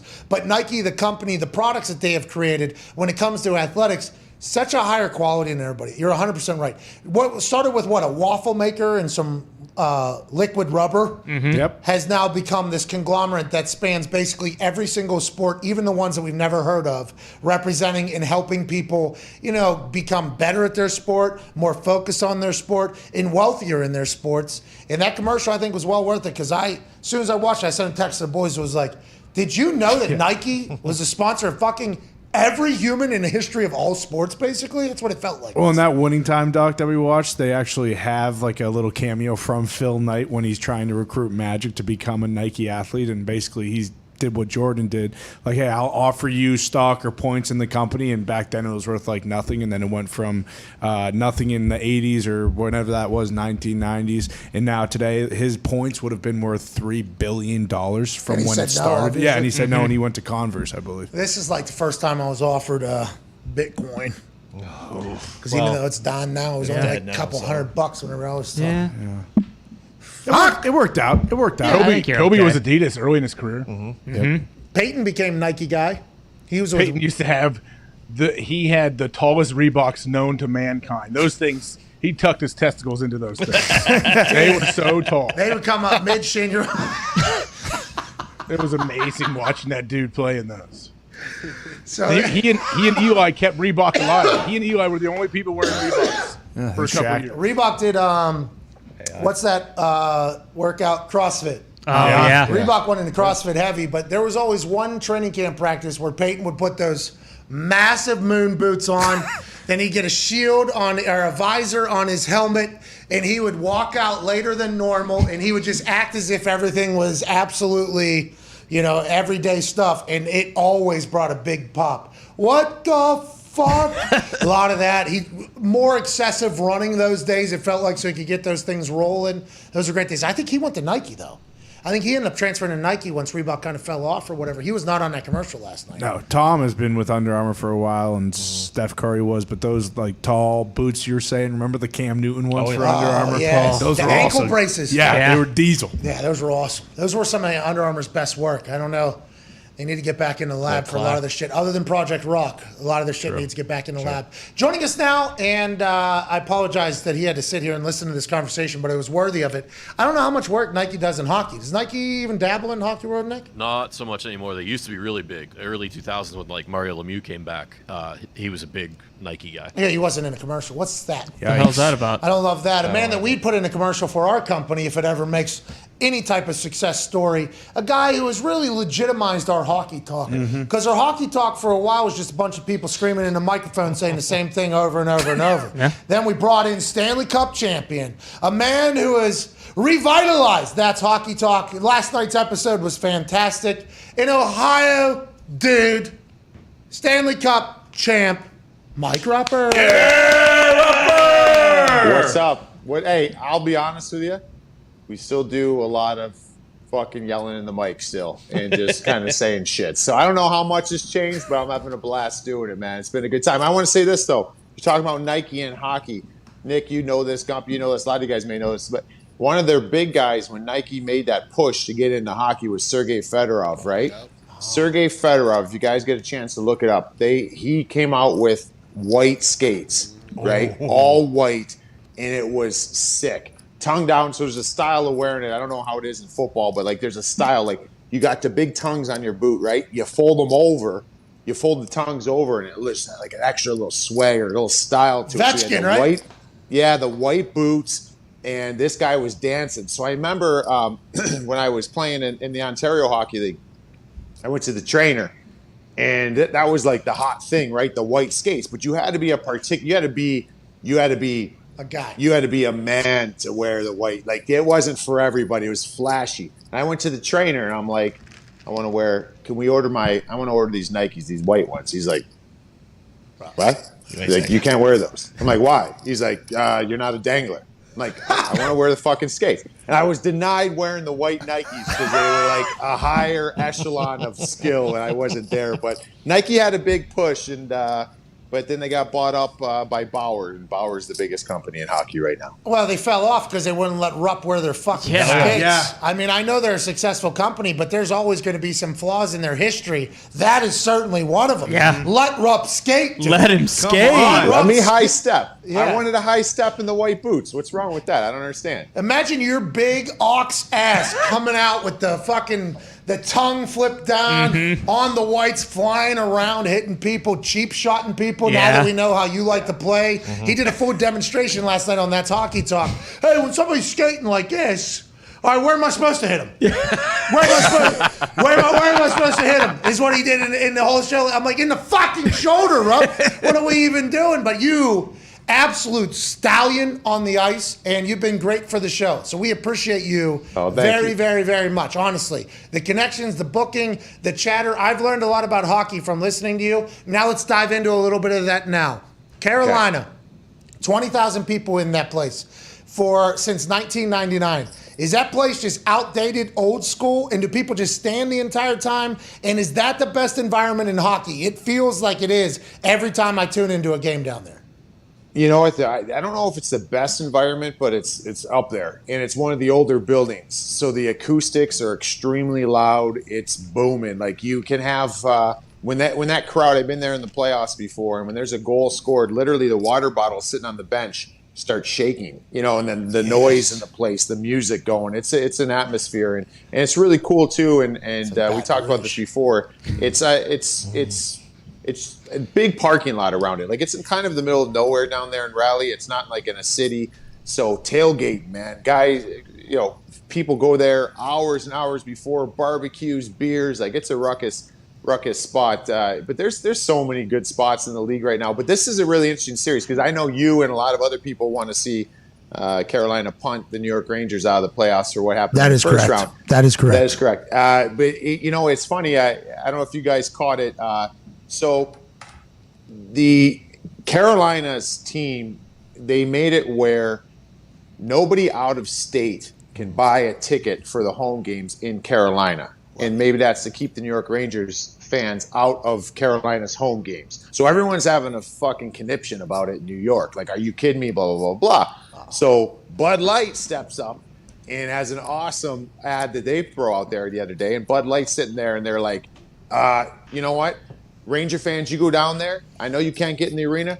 You let us know. We'll provide the beer. You can be outside the arena. We're going to give you all the beer you want. Hell so yeah. You can go in there and get free cases of beer. Wow. And it was the best comeback I've ever seen. Gumpy actually sent it earlier today. So they, that's the response. And Carolina's Twitter handle is like one to follow in the National Hockey League. They reply with, hey, you know what, man? Our water down here, it's free. It comes out of drinking fountains. We're just fine. Just carving Bud Light. So nice little feud going on here. Something to monitor. But this is a series. It's going to be a good one.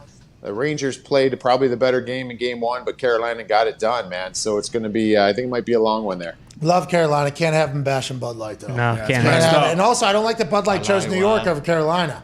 I don't know how I feel about that either. Yikes. A lot more people. Bigger market. A lot more people. Sorry, it's a refreshing pint. Yeah, it's great beer, though, Caniacs. Fucking relax. You look out in that parking lot, I assume there's a bunch of being chugged out there before those games. But I don't like that Bud Light chose a side in that whole thing, because now it's making us, feel a certain way about it all because we're behind the Caniacs 100%. They get a win. Why, though, you think? Why'd they get the win?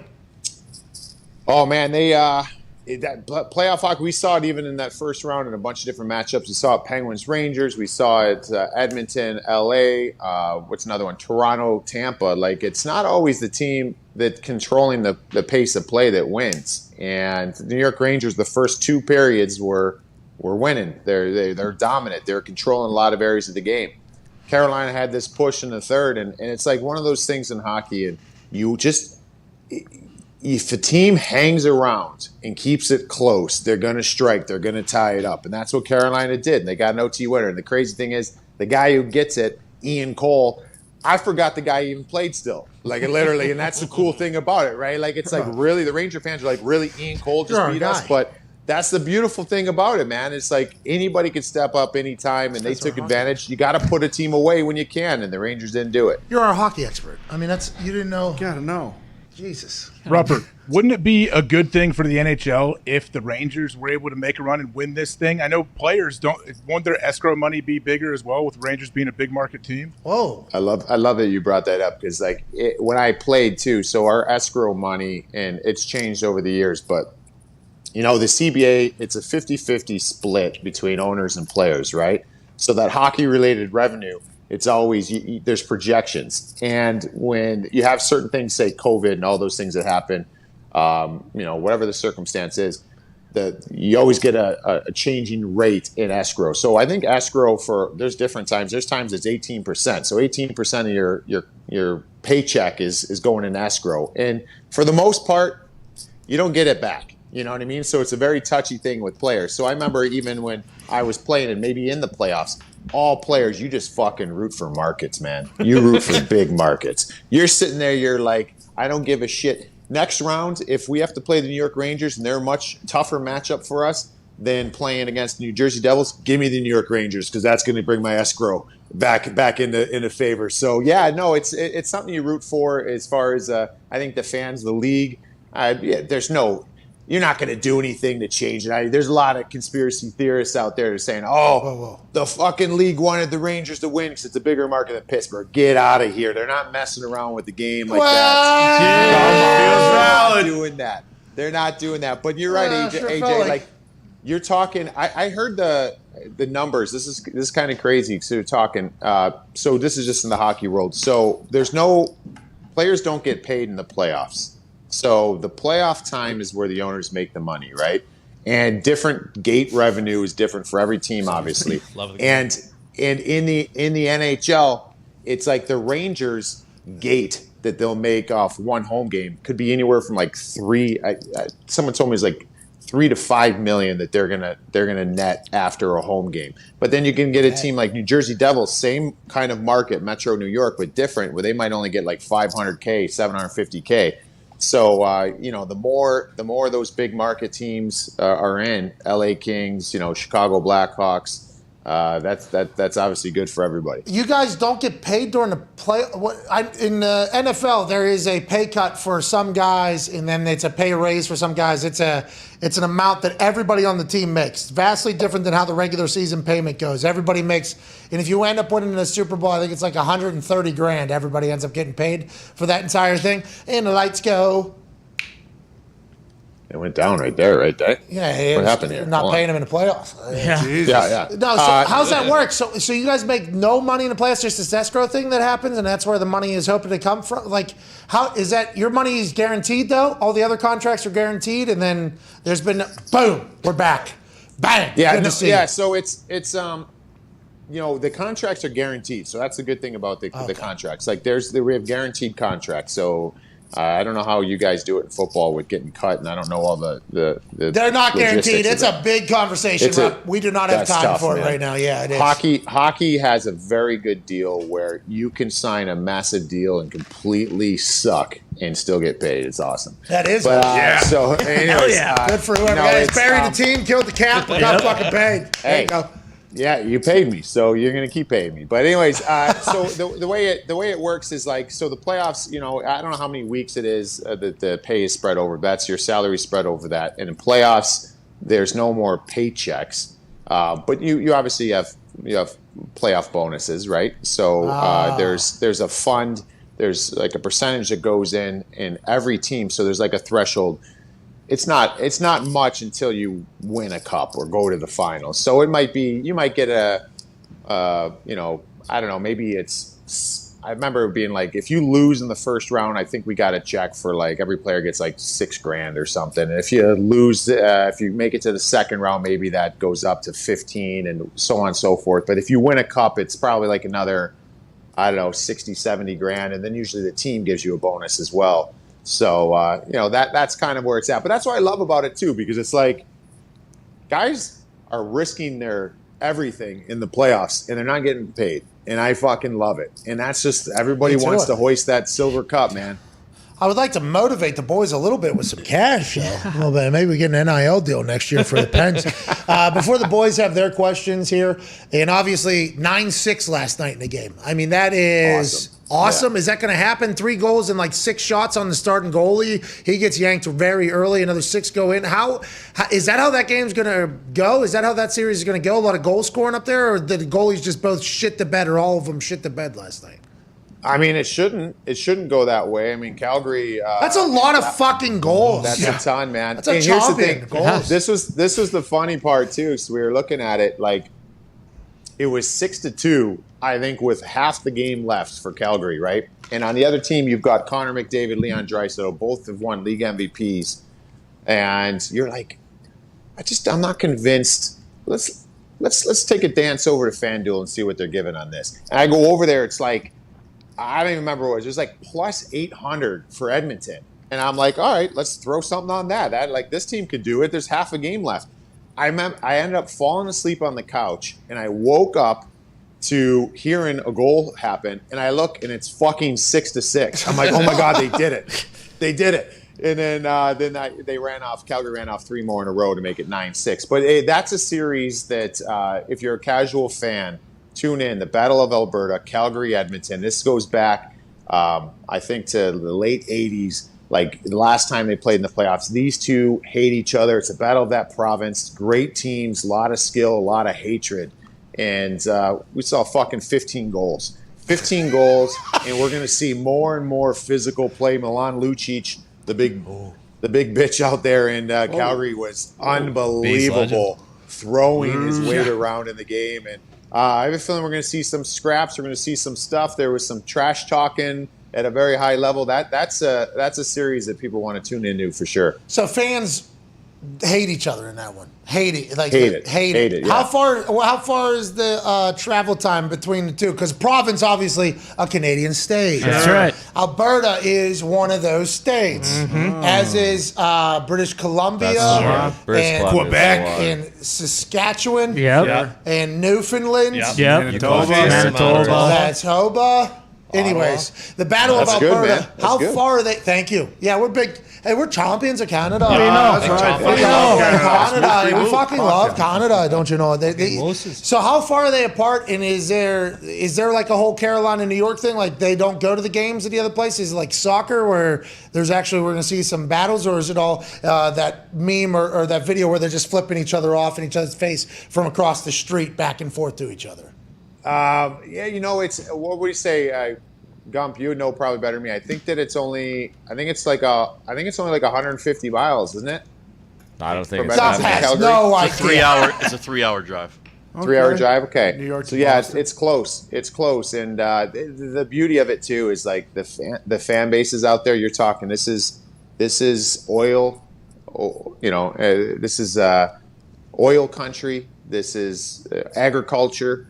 This is like some hard-nosed individuals, right? So these fans love hockey. They grow up, everybody plays, and they love physical hockey.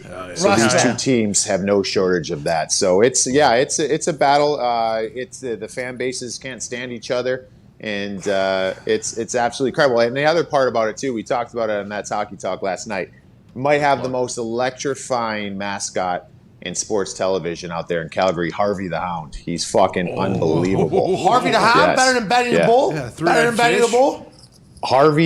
Harvey is ruthless. Ruthless, the stuff he does. He's nuts. He's talked shit to the other team's coach. We just watched the video last night. He was over the bench yelling at Edmonton. They were playing against Edmonton. Craig McTavish, an old Oilers legend who's won cups, was the head coach, and Harvey's over shaking his head back and forth. He's got this long tongue that's like that long sticking out his mouth, and Craig McTavish grabs it and rips it right off of him. Right out of the thing's mouth. A mascot and a head coach getting into a fight. This guy's Harvey the Hound right there. He looks He looks a little cracked out, but he's unbelievable, man. He's nuts. I've seen some film. He's pretty similar to Benny. He and Benny. He gets on top of the plexiglass. He was straddling the plexiglass, like riling the people. Same up. mascot tree. Awesome. Benny ain't never done that. Benny ain't never sit on it. We had. Benny's done, dude. Yesterday we had Mike Vernon. We had Mike Vernon on NHL Network yesterday, and he was a goaltender, great goaltender for Calgary. And we were talking about the mascot here, Harvey. And he said one time during the game, there's a TV timeout, and Harvey got to the top of the section, and he put a surfboard at the top of the stairs, and he kind of like stood on top of it, and he was just like teetering at the top of the stairs like this. And everyone's like, oh, and all of a sudden, Harvey just goes for it and just fucking boom, boom, right down the stairs, right into the glass. Boom! During the game? Here's the tongue getting ripped off. So, it's during a timeout, and they said all the players are watching, and you don't see anything because he's down below the board. All of a sudden, people are going nuts, and you see one paw kind of get up on the board, another paw, and he pulls himself up, and everyone's like, yeah! So, hey, if you're into mascots, and there's a good one there in Calgary. Is it the same person? Do we know if it's the same person this entire time? Like, did this person create Harvey the Hound? Like, this is my vision. This is what I'm going to do. A showman, by the way. It's a fucking champion showman. Yeah. I mean, if that dude's still alive from the original one, from the shit he's done, I'm impressed, man. That guy, sign him up. Hey, Harvey the Hound. Yeah, shout out to Harvey. Just like Coach Sirianni, we want dogs. And Harvey the Hound sounds like he is an absolute dog of a mascot. The first mascot in the NHL, they say. Okay. Is he the only? Was he? I didn't even know that. That's no, crazy. we got Iceberg, the penguin. Iceberg's pretty good too. That's cool. Iceberg does a lot of waddling. Iceberg will chomp your head. He will. He's big chomp your head. If Harvey's dead, Poopy's definitely looking for some work if they need another mascot. just throwing it out there. Hey, where were you guys? I remember seeing a video. Was it Foxy? Who got eaten up by it? What was that? That was Air Blue. That was Air Blue. Yeah, Blue. The Blue mascot here in Indianapolis is an incredible worker. I mean, he's at like school shows every single day. He has a lot of halftime performances. He does very well. He went to a mascot school. The person that created that mascot for the Colts and is currently that mascot. Great athlete, obviously. But Air Blue is the one that beat the fuck out of Fox. Gotta fuck with Air Blue, and also I probably gotta go to a game next year, smack him in the mouth, get him payback. Oh, Air Blue? Yeah, Air Blue. You'd be a little bitch. Just sit there on the field, and I'm smacking him in the mouth. Nah, just like last time, you just sat there and just fucking Air Blue literally ate your shit. Yeah, he literally. It's assault, brother. He ate your head off. Yeah, he did. Hey, he's 10 double my times. size too. How many times? Like 10. He is triple. Yeah. Big boy. Yeah. Who isn't? Kind of hollow there. Yeah. Kind of hollow. What's happening inside there, Evie? You don't want to know, AJ. Is he naked? Is he naked inside of there? Yeah. Look Is at it me. is it certainly a Yeah, he? do we know that? I actually don't know. Is it naked? You guys are making the same mistake I made yesterday when I shouted out the aliens from another planet. I said, guys, could have been a sexist on their planet before we even meet them. Think about that, what you guys just did with Air fucking I don't Blue. think they have sexes in the alien races, but they do. Well, we sent a dong and a thing up there, so they didn't know. I know. We got Rupp, did you see our conversation with the congressman yesterday about the aliens? No, I didn't see it. Dude. Why? Should I go back and watch it? Yeah. The clips are enough, I think. The clips will be enough. There was a lot of filler in there. We didn't learn much, but he presented a new theory to me that I'm like, oh, who's he talking about?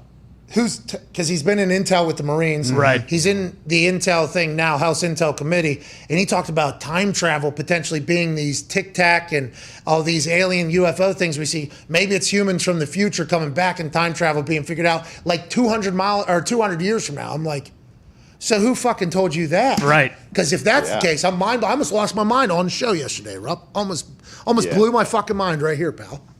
I don't know if I can handle that. Listen, I grew up being told that we never went to the moon. It was all done in a simulator. So that's all the shit that I believed growing up. Rob, that's actually true. No, it's not. So I when I became an adult man, I realized that shit, we actually did this stuff. You know what I mean? Like, so I'm not really. You don't believe the slingshot? Dude, yeah, Tony, shut your fucking mouth. What? We just haven't gone back in the last 50 years? We had other shit to do. Yeah, already crushed And all it. the intel we need. On to the next planet. What I saw the other day, too, was the boot, the different treading on the bottom from the moon. Makes you think. Yeah, it was fucked up. Somebody else's boot, probably. What are we even talking about? They looked at every person's boot that was there. Now, how come nobody's talked about what's inside the moon? What is inside there? Well, we wouldn't know. Cheese, man. All right. Nom. Spare ribs. Spare ribs. If the moon was barbecue spare ribs. Who is that? Harry Carey. Harry Carey. Well, it's not actually. No, Will Ferrell as Harry Carey. Harry Carey. I mean, that was quite a time. Ty, your question for the Stanley Cup champion, Rupper. Yeah, Rupper, it looks like the Avs are fucking skating around with the ghost of Joe Sakic. Why do they look so good? Are they still the trendy pick to win the Stanley Cup, or how we see the Avs going forward here? They're a juggernaut, man. I don't know how someone's going to beat them. I actually picked St. Louis in this round, but for what we saw in Game 1, I mean, it went to overtime. We already talked about that, but it shouldn't have. I mean, there are so many scoring chances. I mean, the Avs play this tempo that no one else plays. Like they are just flying, go, go, go. Their puck retrievals, it's like they'll take a shot on net. The puck will get deflected in the corner. They're the first one to get it in the corner, and they're right back at it again. Bang, bang, snap it around, shots. Bang, bang, snap it around, shots. It's like I couldn't believe what I was seeing. So they're going to be their own worst enemy. If they find a way to just get a little lackadaisical, not defend, or take some bad timely penalties, that'll kind of be their demise. But honestly, man, it's going to be tough for someone to take that group out, especially in that Western Conference. I think this team has a pretty good path to the finals. Is Hawks Familia going to play or no? I'm sorry? Is Hawks Familia going to play or no? Jack Johnson. Oh yeah, I got what you're saying. Jack Johnson. Yeah, here's the thing. That decor is like it's legitimately the deepest decor I may have ever seen. Wow. They have their starting six. Their starting six is absolutely incredible. They got Cale Makar, who might be, some people think it might be the best player in hockey. This not. Kid, he's currently still in hockey, or just in all of the league, like still alive, team still. Well, he's the best defenseman. A lot of people think he's just an offensive juggernaut from the back end. They got Devon Taves. They've got Samuel Girard. They've got. Who are some of the other ones? Eric Johnson. Josh Manson was their big free agent acquisition at the trade deadline. And then even when you go past that, they got, I think, Ryan Murray, and then they got Jack Johnson. They've got reserves here, too. They're bona fide, legitimate, veteran NHL defensemen. So these guys are running to win a cup, you got to have at least 8 quality NHL defensemen, sometimes more. These guys are running with probably the best top 6 in the league, and they're running 10, 11 deep of NHL defensemen. So they're absolutely loaded. I shook Jack's hand at an Ohio State Colt event, and he's got massive mitts. Doesn't he, AJ? I mean, that was a stiff shake in a massive mitt. I assume he's an absolute weapon. Can't wait to see what the Avalanche do. And good for your house, Hawk. Yeah, good for the Hawk house. Hey, AJ, I don't mean to jinx it, but if there's a cup celebration, you start to think about what you want to do. What are you going to eat or drink out of the cup? Keep that. Don't say it now. Get that going. Can I weasel my way into that? Can I weasel? He lives next door, so chicken. I didn't think about that, Rupper. Thank you. Yeah, keep thinking about that, man. We're on the Avs now, lads. We're on the Avs. Yeah, here we go. Am I able to sneak my way into that Stanley Cup celebration over there at that Colt household you got over there? You talking to me? I'm talking to you, yeah. I mean, yeah, I assume if the cup. Boys, we're down to the cup. Let's go. We're lifting the cup, boys. That is amazing news. I'm so. We're taking it in AJ's pool. Let's go, Avs. Let's go, Avs. Connor, your question. Yeah, Rupper, the fucking Maple Leafs just are completely jinxed. So they're going to blow that whole entire thing up because Toronto couldn't win a fucking playoff series if Gretzky was on the goddamn team. Whoa. Here's the thing. Like that team in Toronto. First off, did you guys see Mitch Marner getting carjacked? Yeah. How about this? Tough way to end the season. Like, what was that, a day or two after the season ends? Him and his fiance are out at the movie theater. They come out. He's getting into his Rover, and 3 dudes walk up to him, 2 with guns and 1 with a knife, and he's like, "Go take it." They take it. Like, dude, the guy just got eliminated from the playoffs. What Everyone city? wants to take their team down. Toronto. Toronto, like it's nuts, man. They fucking so freak out. thankfully he's all right, but that team is like they have had this story where they have meltdowns. They've had 3-1 series leads that they've lost in Game 7s. They've been in Game 7s. They were up 3-0 in the game, and they ended up losing. Sure Boston sounds like Bruins. the Pens. You know this, Connor. The Yeah. Boston Bruins are their kryptonite. Like they can't. And the first round, quite frankly, has been their kryptonite. So here they are this season. The Toronto Maple Leafs have been awesome. Austin Matthews, 60-goal scorer. They look like they're going to be different. The draw they get in the playoffs is the back-to-back Stanley Cup champions in Tampa. What a bad luck. Sorry about it. It's just a kick in Sorry the about junk it. getting that kind of draw. And so they go in there, and they were the better team in this series, but they didn't find a way to win. They didn't find ways to manage games. That veteran squad who's been winning down there in Tampa did. They move on. So it's like the big question is, this was supposed to be the last gasp with this group to go on a run. It didn't happen. But how much you chalk that up to, this team might win a 3rd Stanley Cup in a row that we lost to. So hey, how do we build off of this, or do we blow it up?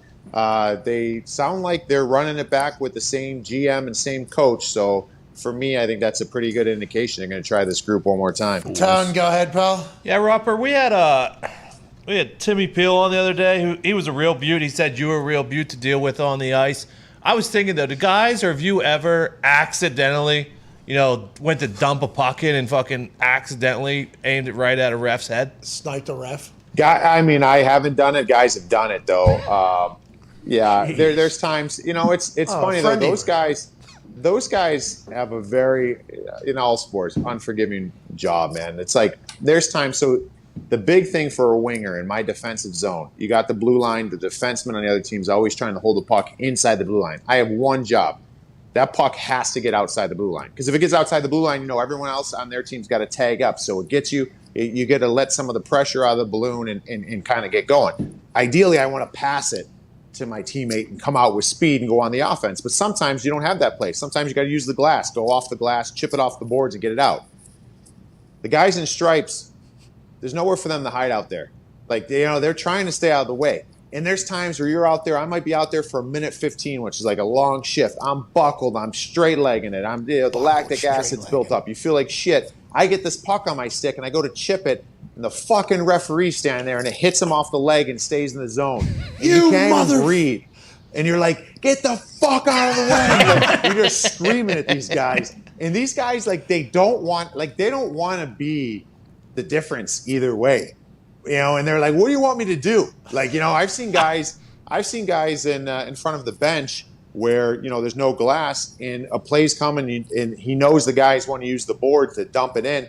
I've seen referees so anxious to jump out of the way that they've used the boards, pushed themselves up and jumped up, and they landed in our lap on the bench. That's it's awesome. That a boy. And you give him a little pat and let's go. But yeah, man, I never did that. I never intentionally did, but trust me, I know plenty of situations where guys didn't get good calls. They're going to dump the puck in, and they're giving an ankle burner right off the referee. Hey, that would hurt so bad. So bad that would hurt. And those refs 50 years old. Yeah. 45 years old, 50 years old. It's unbelievable what the hockey refs are able to do. And the amount of flow of the game that they care about, it feels like they're actually players, I think that is why I have the most amount of respect for the NHL refs. Even though they're not perfect, I have a lot of respect for the way they operate games. It sounds like you guys feel the same way, players?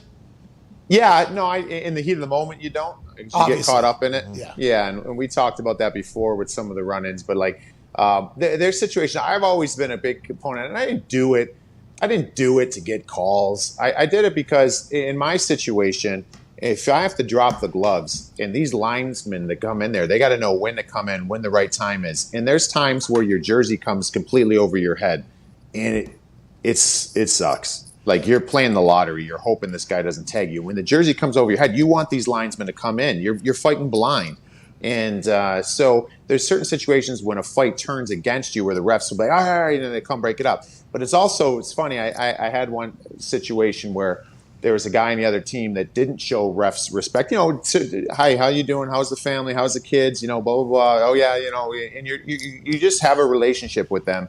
And it paid off in different times where guys would come in a little early when they saw me be in a bad spot, But I had this one time when I was fighting or getting into it with somebody who did not respect the refs, and one of the refs said to me afterwards. He was bringing me over to the penalty box. He goes, "Do you like that?" I go, "What?" He goes, "I let you get an extra shot in on that one." Yeah, there you go. I'm like, yeah, that's why you're the best. So you got to treat the refs the right way. Yeah, dapping up a ref on the way into the penalty box. People would be so upset with you nowadays if that happened in the middle of this social media world. It would be insane. We appreciate you, Rupper. You've been amazing for us this season, man. Even though it's over, It's been amazing. No. Don't say that. Harvey the Hound is doing his shit. We got great. Hey, let me just tag it with this. Casual hockey fans. We got unbelievable matchups. The Battle of Florida, Tampa, Florida Panthers. We've got St. Louis, Colorado, Barn Burner, the Battle of Alberta out there. And, hey, this could be maybe all of us will get invited to AJ's cup party. Yes. Yeah, let's go. Yeah. Let's go. Hockey's not dead. Let's go. Yeah, hockey is not dead. Yeah. But if the Avs lose, it's fucking dead. All right? Thank you so much, ladies and gentlemen. Mike Rupp. Thank you, guys. All right, hour 3 will be on the other side of this little extendo break. We powered right through the hard out. I'm sure people will be thrilled. Whoops. Get an email. First hour wasn't like a send-off either. It was the end of a sentence. Yeah, but Still got it. I could say it was my art. That's how I wanted. Do you really get emails about that? Every once in a while, yeah. Mm-hmm.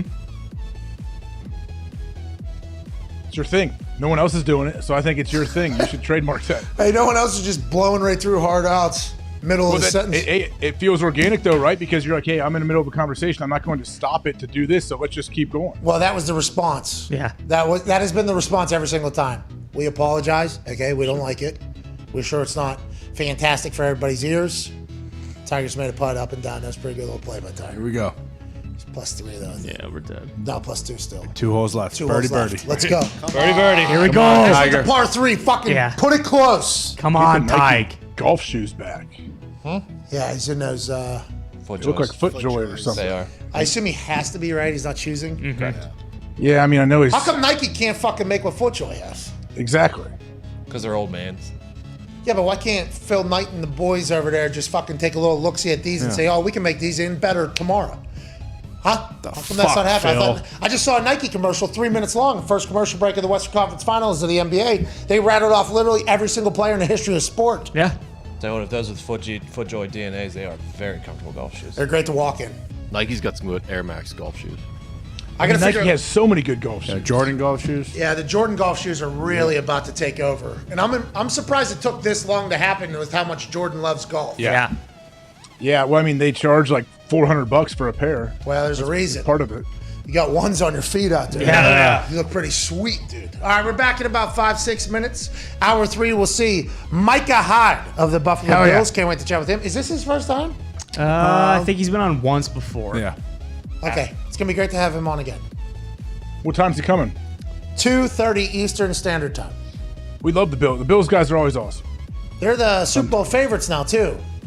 I know. You know, like that's a different world for the Bills now. That 5 years ago, think about if you were to tell a Bills fan 5 years ago, hey, in 2022, you're going to go into the season as the favorite. You're going to have like the prototype for the quarterback position that everybody's going to be looking for, and your team is going to resemble your city perfectly. All right, fuck. Cool. Was that 5 more incredibly terrible winters until we have that, and here we are. And he's playing in Green Bay before that, so he doesn't give a shit about that. Went to Iowa, so I mean he. Dog. Yeah, dog. Can't wait to chat with him. We'll see him at 2:30 Eastern Standard Time. We'll answer some phone calls on the 5 Energy phone line as we watch this power couple group here. Let's go. Go around a golf course. 2 holes left. Couple. Well, there's 3 of them. Power threes. Thruple. Yeah, there it is. Power triangle. Thruple, right? Is that what it is? Is that what a threesome couple is now? Yep. Uh-huh. A threesome couple. Like Bhagavan, that doctor? A throuple is probably more of a relationship than just the threesome, I guess. Yes, right? it is. Yeah. Yep. They like roll around together. They actually go on dates together. And stuff, Yeah. yeah. Threesome's just sex. What? Wow. Threesome, thruple. Thing about the throuple is it's always trouble in the end. It is. The thruple can be trouble. Uh-huh.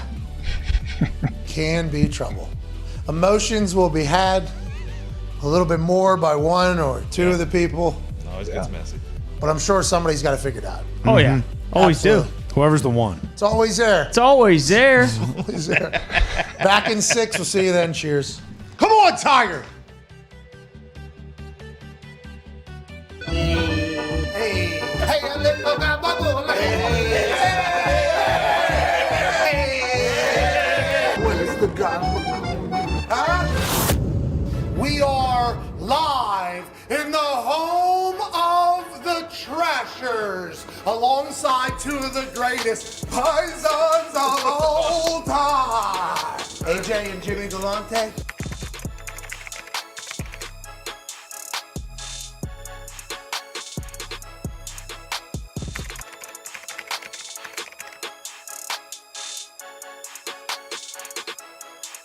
What the fuck is International Ice Wars, and why is this going to be the most electrifying thing of all time? This is a brand new sport. I figured we'd just cut out the middleman of the hockey and we bring in just the hockey fights.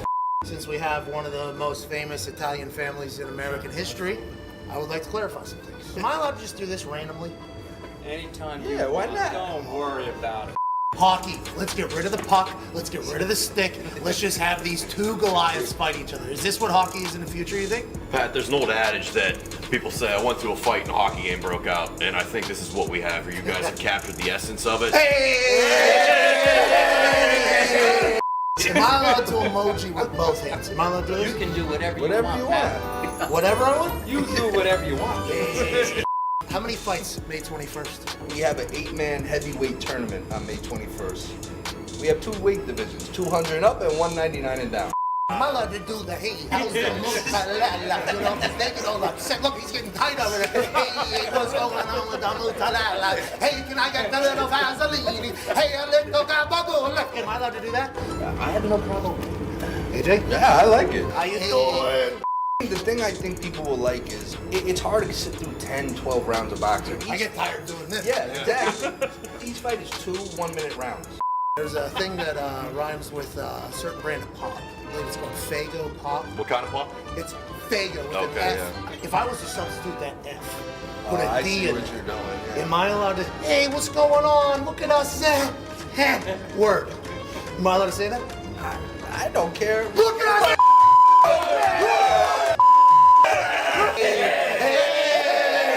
We gonna pop the tops off, or we going bare knuckle? They're wearing full hockey gear, helmet down to skates, but they do wear 4-ounce MMA style gloves. Intros, how are intros? I think it's going to be very WrestleMania-esque. Pyro? Yes, very WrestleMania-esque. Hey, are you going to be in there just throwing money at the winner? I would love to be able to go to Canada, but I'm not allowed in the country. Because of, Hey, you fucking have nothing to say over there. Life just got so much better. Do whatever you want. Oh. Hey. What does the winner get? A title belt? Oh, no. King of the ring, you get a crown. Who is the judges? The judges are going to be the current or previous hockey enforcers who know what to look for, rather than randoms like in boxing who've never boxed. Do you plan on any ex-NHL goons getting in? Hey, we'd love to if they're not scared. Hey, come get a couple stick taps. There's a lot of NHL guys that are super excited for this. How do we know that the judges aren't gonna be paid off? Yeah, because, you know, to curb the people that may be some prejudice because of our front office staff, we have 5 judges per fight instead of 3. So it's easy to pull one guy out, but with 5 it's a little more difficult, so just in case. And here's the best part, if one of the judges is a current fighter, okay? If we have a fight and you lose on the cards and you don't like it, you call out a judge for the next Ice Wars and fight them. Shouldn't that be how life is? Yeah. If it goes to a draw, it goes to an immediate 30-second icebreaker round on site. If the ref raises two hands, it's on site 30 seconds. Battle it out for the winner. Let's go. Who will get the crown? We find out May 21st on Fight TV. Tickets go on sale first week of April. I see your hoodie. Yes. You make sure AJ Hawk knows that you are a real Italian because I said so. And if he's got a problem, tell him to call me.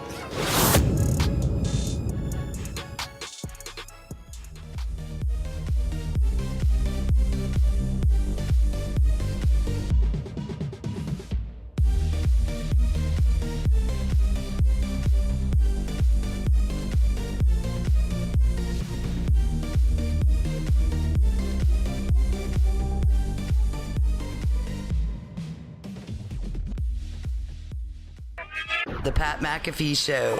There'll be no rules for our guests, for us, for the things we can talk about.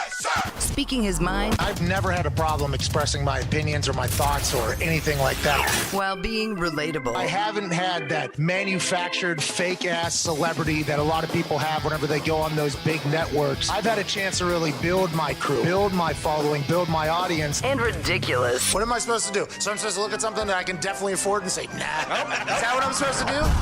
The Pat McAfee Show starts in 3, 2, 1. Hey, welcome back to that show. Hour 3 of this Thursday, May 19th, 2022. Shot commence immediately following the speech drop from Twine. Boom, there it was. Here we go. It's my left, your right.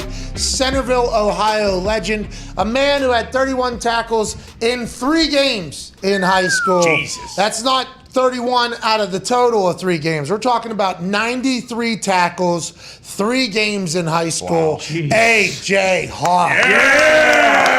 That's amazing, man. No concussions either, huh? No. 93 tackles in 3 games in just his high school career. No concussions through his entire football career. That spanned how many years in the NFL? 11. Sure. I was wearing a mouthpiece back in high school, though, so I probably got dinged up. Think about how many. AJ obviously against science. I'm not against them. My kids will wear mouthpieces. Because they're forced to, right? Yeah, and I don't want them to break their teeth out before their adult teeth come in. But when their adult teeth come in, is it going to be freedom of decision then? No. When they're 18, they can make that decision, just like tattoos or anything else. How about seatbelts? Oh, those are full go. No, it's not even an option. You absolutely have to wear one. Right. No question. Am I the only one that I wear them, okay? Because it's the law, obviously. I do. I hate that thing. I hate everything about it. I hate the fact that other people are policing me on putting it on. I hate that it's a law that I must wear. Who's policing you? I police my kids on it. I would never tell you. It's a law. It's a fucking law. Oh, yeah, I mean, yeah. I get on my motorcycle, I have to wear sunglasses. That's it. Okay, you have to wear glasses. That's crazy. You have to have your own thing. You have to have a seatbelt on in the car. Now, I've been looking back on my life a lot as of late, and it's interesting, very interesting. I've been on the road basically since I was like 11 years old. If you really start calculating me and my dad playing soccer all year round, every single weekend. I played on a team that was an hour away, so practices 3 times a week plus the tournaments on the weekend. I've basically been on the road since I was 11 years old. So whenever I start talking about things that I hate in the driving world, I feel like it is from a lot of experiences. For instance, I had a couple cyclists come after me the other day for saying, hey, get the fuck off the road, okay? There is trails, there is places to go, there are things to do. The fact that you don't know that you're holding up an entire line of traffic. I mean, it is just, there's ways to ride your bike and train and become Lance Armstrong, and I respect the fact that you're doing it. My dad was a cyclist, but there's ways to do it without just ruining everybody else's life. Now, if you don't have access to that, do whatever you got to do to get better and build those fucking quads. Follow up. It should not be a law that I got to wear a fucking seatbelt. Like, okay, If I want to, I should. But other people saying that you have to in your own, it makes no sense to me. I hate it. I get so mad about it. I get like very mad about it. But I put it on because it is against the law, and I don't need to get pulled over for anything here in Indiana. That's a good point. I thought it was a secondary law where, like, if you get pulled over and you don't have it on, that's an additional fine. Click it or ticket, man. Yeah. It was a full thing there. And I assume there's many studies that say it saves my life, and I'm thankful to put it on when I do. But every time I do it, I'm like, this shouldn't be a fucking law. Like, I get, you know what I mean? Like, I get like mad about. It's like anything else, right? Though it's like, you don't want like another adult to not have to tell another adult what they should or shouldn't do. Bingo. I get that. Yes. I 100% agree with that. Yeah, I don't care to tell anybody anything. Like, I wear my seatbelt. I feel safe with it. It all depends on where you are. Like, I grew up wearing it, so if I don't have it on, I don't feel good. And not to turn it real or whatever, what I try to tell my kids. But yeah, like when I was freshman in high school with 4 kids in a car, linebacker kid ended up dying, got thrown from the car. 3 others had their seatbelt on, car rolled a bunch, and they ended up living. Some of them obviously had some nasty injuries, but I remember that as a freshman, so that obviously scared me to death to always wear one. Okay, so I think I'll start wearing a fucking seatbelt now because I tell my kids that because I'm like, hey man, like I lost a friend, like it sucks, and I don't want to make this a real thing. On the flip side, I don't want to make this a real thing. A friend of mine, family member, uncle, ended up dying in a car crash. Couldn't get the seatbelt off. Got like trapped in or something. Burned. Oh, that's a tough one. Yes. Yeah. Yeah, it's funny how that could craft your idea of what the seatbelt does. Yes, exactly. So your story that happened with you and my story, vastly different, 2 different ways to go. And I assume it's much safer to have it on there. And it was an anomaly of a situation that happened to my friend's uncle or whatever. But also, it still makes me think every time I put it on, well, fuck, now I'm just going to burn it. Well, also, I'd tell you guys, both of you, no matter, actually everybody, you go to Amazon right now and you get a dual wielding, on one side there's a knife, on one side there's a window breaker. So in case that happens. Yeah, it's underwater as well. You keep it right here. Underwater is what you got to worry about, being trapped in where you can't break that window. If you don't break it early enough, you get underneath. You better get that little Amazon thing. That's a good idea. That's good survival. Yeah, also, get the straw, the filter straw. Life straw, Yeah. Wait The for life Amazon. straw. Wait I for believe the Danny Water. headrest is also built to do that too. To pop the headrest off. Yeah. Really? Supposedly, yeah. That would make sense. It's good to have options. Goes into the. It's always hard to get it up and down, though. Yeah. I mean, it's not gonna. But it's first off, it's not gonna fill up instantly and be completely submerged. You gotta break that sucker before you're completely submerged. Yeah, I agree. The car that Kendall But if Roy you're knocked was out, you're screwed. What if you wake up? that one. Sorry. What I step on? No. You're 100% right. Watch season 2 finale. This is good. This is good survival. What you were talking Are you talking about. Succession? Yeah. The car that Kendall Roy was in, that thing went right to the bottom. Yeah, So quick. Oh, so you got to the rocket launch. Chappaquiddick too. Yes, I did get to the rocket. Let's talk about sports. Everybody should wear a seatbelt. Okay, I think that law is a bit much, and every time I put it on, I get pissed off about it. That's fair. I'm happy we got a chance to talk about it. I'm sorry to your group of people, and obviously anybody else that is very passionate about this because of situations that are very similar to AJ's. But I have had a situation the opposite way that kind of crafted my thing, and I've been on the road a long time, and every time I gain weight, that thing just rubs on the gut. Oh, yeah. And, Absolute worst. Oh, my God. Oh, my God. It is. And now I'm just driving. They gotta make a plus size seatbelt. And then, Why would you have to drive like that? because that thing fucking has a mind of its own and just walks up, and it's like, okay, so now I'm strapped into this thing. It's uncomfortable. And then you got to wait until you get to a red light to take it off so you can redo the whole thing, then put it back on. I mean, it is. Listen, seatbelts have gotten a lot better, but so have cars. Cars just stop before hitting things now. Yeah. Mm-hmm. And they have 19 airbags in them too. Yeah. So that car that Tiger wrecked in, they said the car saved his life. It has like 50 airbags that deployed instantly. How's he golfing right now? Yeah. Now, he's not golfing Well to enough. what we need him to do. Unfortunately. But the fact that he is golfing should be, at least Well done. Hey, what going. is the super boost? What does he need to do? just par better. Yeah, it's a lot. So it's +3. They want to plus 250, though. I mean, it's pretty big. Plus 300. Yeah. It's pretty. Did it go to plus 300? Yeah. Let's go. Here we go. It didn't. Well, yeah, it's kind of. He's +3. It's a lot. So. Yeah, but still pretty good Still odds. launch great That's odds. good boost. That's Yeah, good boost. yeah, we got great that thing odds. up to plus 300. That's a good boost. Because a couple of their boosts over. I'm not saying it. No, what? Why? I feel like we hadn't got that many favorable boosts there for a bit. Picks in general. I mean, the fucking guy told us DeAndre Ayton. And well, that was the head bookmaker, and now we automatically, obviously, got to question everything he says with that accent of his. Burying our teams in the boost too. Yeah, let's boost the go Kings. against the Penguins and Texas hockey for the 5th time this week. That didn't hit either because the Suns was in it. Yeah, stupid. Warriors gonna win it all. No, Celtics are. Warriors might. Steph can't shoot, and they're still winning. Like that is still dominate, still killing them. How about when Poole comes in? That filthy up and under that he had, and then he followed it up on the next one, and the next one, it's like that guy's what 6-7 on the roster at this he's point. their 6th man. He there was a little bit of a discrepancy before because he was like, "Hey, I should probably be starting," but he wouldn't say it. So who would say it? Just the fans? So like they asked him post game, like, what do you think about the starting lineup, all that shit? Because that's when Steph was the 6th man because he wasn't starting yet at like the beginning of the playoffs, and he basically just kind of didn't want to speak on it. And now when all 5 of them are in, Draymond, him, Clay, Steph, and Wiggins, they call it like the death pool or something like that because that's an absurd starting 5 on the and court. they do well. Oh yeah, they do very well. They're so like who plus should he be 100. starting over?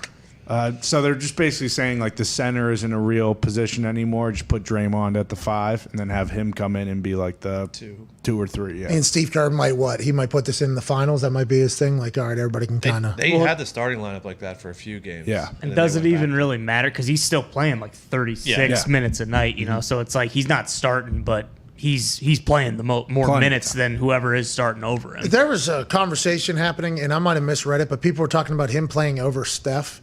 Even when Steph is not shooting his best, you assume every single game he's going to put 70 up. Yeah. Right? Like, I think Steph has earned that, hasn't he? I think he's earned that respect. Can you listen to Pat Beverly? When I don't know, I'm not saying everything he says is correct, but Whoa, you're on Pat Bev's side. Wow. I'm not picking sides here. I'm saying when he described what it was like the night before you play Steph Curry, you go to bed at 8, you don't do anything, you tell your parents, your girl, don't text me, don't call me, I got a big game coming up tomorrow. And he says it's not always like that for everybody else. Well, he was burying Chris Paul in that situation. He said, with Chris Paul, I'm going to that, he mentioned a restaurant, I believe, in Scottsdale. Peter Luger? No, what did he say? I don't know. I don't know who that is. Ty's place. Peter Luger? Isn't that Ty's place? No, it's not. It is a nice steakhouse, though. Okay, I just assumed that was like some porn star. Or some murderer, some serial killer. Not that I know of. Actual restaurant? Yeah. Okay, so thank you for that. Yeah. by the way. Boy, AJ. And I apologize for immediately assuming the absolute worst of Peter Luger. You know, I'd never heard of Peter Luger before. The name does. I can understand if you hear the name for the first time, like, oh, I wonder what that person does. Well, not just the name itself. You combine that with coming out of your face, you know, and it's like, oh, there's a chance that Peter Luger did some despicable things. Heinous things. And it turns out that's not the case. So shout out to Peter Luger. Yeah, Thank boy, you. Pete. And shout out to you, AJ. I've never been there. I've never even seen one of these restaurants. I've just heard the name. But yeah, he said he was at a Peter Luger-like restaurant in Phoenix or the surrounding areas late night drinking wine whenever he's taking on Chris Paul because he and Chris Paul apparently do not like each other. I guess there's a big push in the back scene that happened. The internet showed where Pat Beverly shoved Chris Paul in the back rather hard because of a shoulder bump, and now the entire NBA world is answering with what Pat Beverly's saying. But Steph also runs like 26 miles. Yeah. He just is nonstop. Imagine if you have to guard him the next day like Pat Beverly would have to. It's like, all right, tomorrow I'm running 4 games worth of running tomorrow. When I play pickup basketball, I try to pair with somebody. Hey, you shooting threes? That's it? You just shooting threes? No? Okay, you're running too much. What are you doing? You're just shooting threes? We're just doing that? Yeah, okay, we'll just go back and forth. We're going line to line here. You and I, perfect amount of cardio.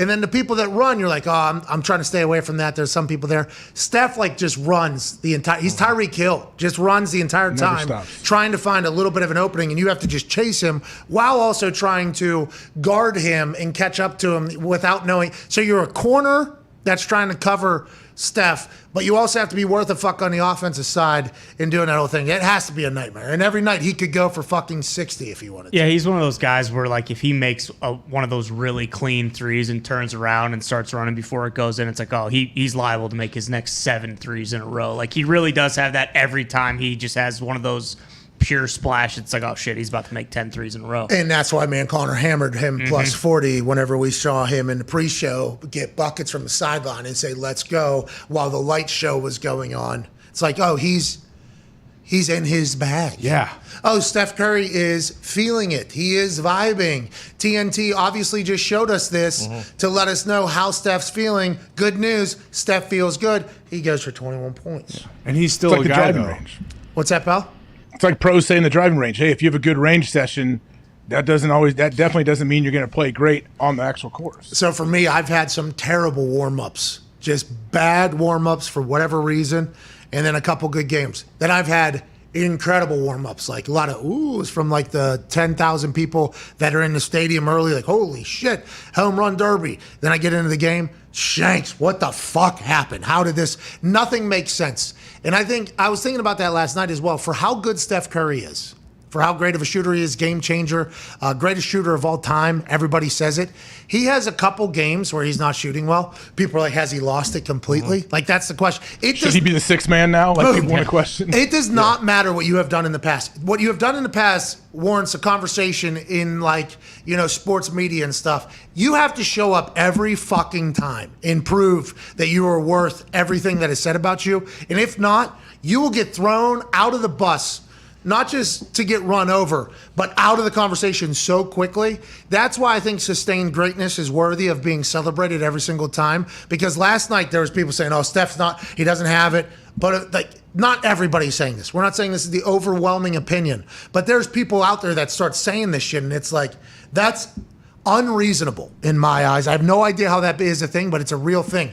You have to show up every fucking time. And if you don't, nothing you did in the past matters. And all eyes are on you, though. Every team's whole goal is, how do we slow you down? How do we stop you? What can we do to give you different looks to make it harder on you? So the fact that you can do that 82 games a year for years and years and years, I mean, that's just crazy, like, competitiveness in your brain, I feel. Like, it's like Kamaru Usman. When those guys become champ, everybody's out to get him, and then you hear these guys lose, and they say, oh, it's almost like a relief because there's so much just pressure always building, expecting so much from you. So when you can actually do it and sustain it, I think you're spot on. It's almost impossible to do. So now, Jimmy Butler can get 40 on any night. Doesn't matter who's playing defense against him. Mm-hmm. That's what Shaq told me.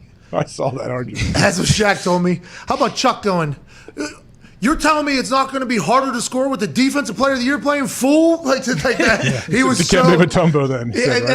Look up what I did to Dikembe Mutombo. And then he called him Petty White at one point. I mean, what a moment there. And if that is that all open to the audience behind him, I'm not 100% sure.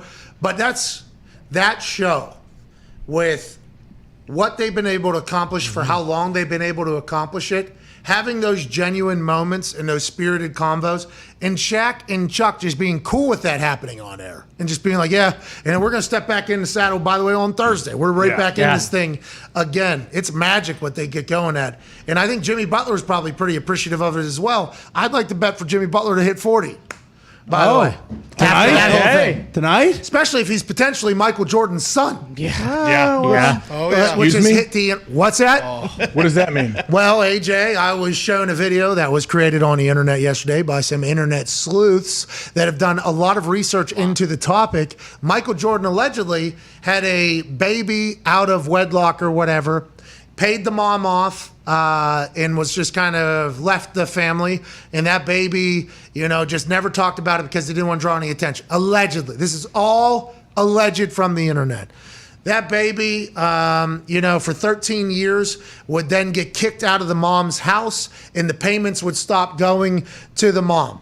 Internet sleuths have said Jimmy Butler got kicked out of his house at the age of 13 and all this other stuff. And his mom had told the story about being paid off until she was 13. And Michael Jordan allegedly did it. And then when you put a side-by-side next to him with half the face, with Jimmy Butler and Jordan, pretty similar. But could you do that with any human that you go nose to nose with? I think there's potential similarities with humans' faces, regardless of what you actually look like. So that is what the internet has cooked up. And it feels like he does have that absolute dog mentality in his DNA. So who knows? It's definitely a fun conversation that's happening on the internet currently because there's a lot of, things that line up. But the way he plays, with that whole conversation going as viral as it did last night, basically saying he can get 40 or he cannot get 40, I'm hammering Jimmy Butler to get 40 tonight.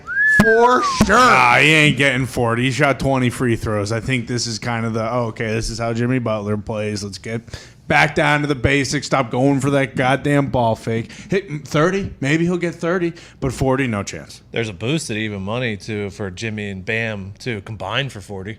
Yeah, that's a good boost. That's a good boost. See, that's how I know that the John guy, he's not listening to what the internet's saying. You think Jimmy opened his phone last night and saw all of the comments about Jimmy being either trash or great? Yeah. And Shaq getting into an actual verbal altercation with Charles Barkley about how good he is or how not good he is. Dwayne Wade on the set, a lot of Miami Heat folks in there. Wow. Jimmy's going for 40. Jimmy's going maybe 50. What's 50 at? They don't have a 50 option, but 40 is plus 1,700. Let's go, Jimmy. Now they know with Marcus Smart coming back, it's not happening. And also, D-Wade and Jimmy Butler had quite a qualm before, and they kind of had to settle their swords before this whole entire playoff run because Jimmy Butler happened to comment on Gabrielle Union's Instagram, which is also D-Wade's wife. Basically saying like, "Oh shit," something like that. Shot a shot.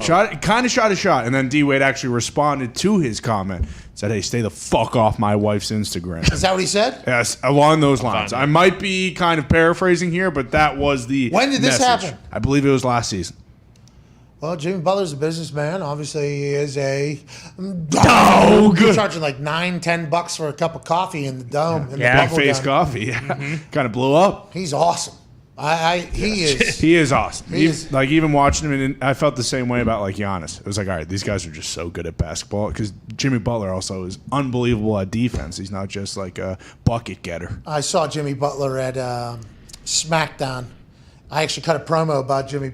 He must have went to the bathroom because he was sitting right behind me for a portion of the show, and then he left and got up and what were you going to say? I think somebody was Me? Yeah. It was the photo, and Jimmy commented, "Well, damn." Yeah. All caps.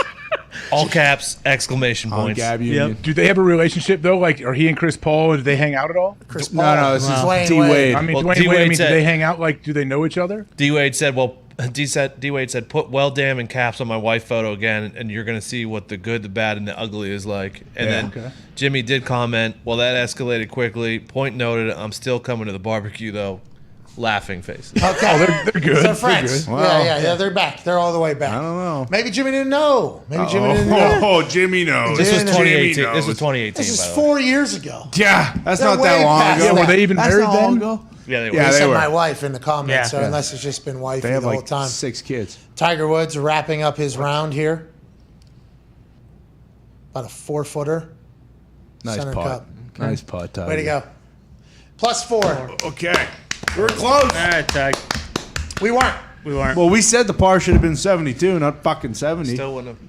He's gonna have to shoot 62 to make the cut. Like, what's he gonna do? Not make the cut, probably. Ty, come what on. is your fucking deal? Listen, I love Tig. I rode with Tig today. I wanted him to do great. Tiger Woods is not shooting a fucking 62 tomorrow. All right, let's Okay? get to a break, please. Come Jeez. on, dude. Love you, Tig. Maybe. That boost, I put a lot of money into that boost to save myself. Celtics money line. We'll get it back. I just want Jimmy Butler 30+ points. Hey, we had That's a good Frankfurt bet. yesterday. Oh, yeah. What's that, pal? We had Frankfurt yesterday. That was electrifying. Live bet a penalty shootout in the middle of it. That was a great way to watch soccer. Yeah, that'd be awesome. Great. Frankfurt with a impeccable performance in penalties, I'll say. Yeah. This is the, what trophy? Europa League. This is the Europa League, which is the NIT of the Champions League. Okay? So there is, by the way, your point of there being tournaments every other week, now that we've paid attention to it, very accurate. There are. There's a lot of trophies in the soccer business. This one was the NIT of the Champions League. So if you're not in the Champions League, you go to this league if you're still a good team. And if you stink in the Champions League early, you kind of get kicked down to this league, right? Absolutely. In Frankfurt, okay, was in penalties with the Rangers, which is a team out of Scotland. Yeah. They had not won in like 50 years or something like that. This team has not won anything, the Rangers squad, the Scottish lads. So it goes to penalties, and Gumpy's riding the Frankfurt team hard. So I was happy for the Rangers. That was cool that was happening. But Frankfurt is where my friend's money was. I watched the first penalty. This Frankfurt team, they were kicking the balls as hard as they could in the penalty. Like the amount of courage it takes to do that with zero fear of blasting it over the net or mishitting it. They were sniping and rifling balls. Bet them live. Let's go. Quick 5 hunch. And then I go on to lose that bet in half a second when neither Steph Curry or Luka Doncic hit the first basket of the night. Yeah, that was tough. It's quite a roller coaster. That's gambling, baby. We'll get it tonight. Hey, the penalties were awesome, AJ, to watch. PKs are awesome. Do they practice PKs a lot? Yes. These were absolutely slaughtered. Every one of We're them. talking rockets off the post. Yeah. Like rockets, though. Complete confidence, extreme confidence, just walking up as hard as they can, blasting it. Right at like this much. Like you missed the ball by that much, it's a fucking miss or anything like that. For the NIT tournament trophy champion, I mean, it was very impressive. Had to bet on him. Yeah. Once again, the guy who was subbed on to take a penalty missed. He missed. It seems to always happen, but soccer people know soccer better than us, I guess. We're back and forth with Micah Hyde of the Buffalo Bills. We'll chat about football, life, and more, and then your phone calls to wrap up this glorious Thursday, May 19th, 2022, on the 5 Energy phone line, 1-833-4-McAfee. See you in 4.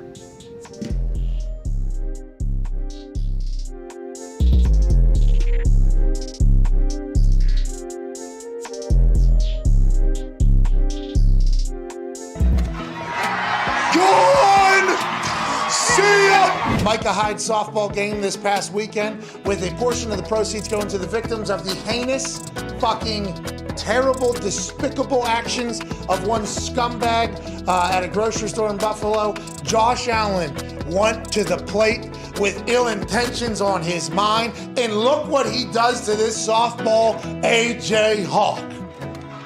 Look how high the ball is. Yeah. Back to back. How you doing? Are you not entertained?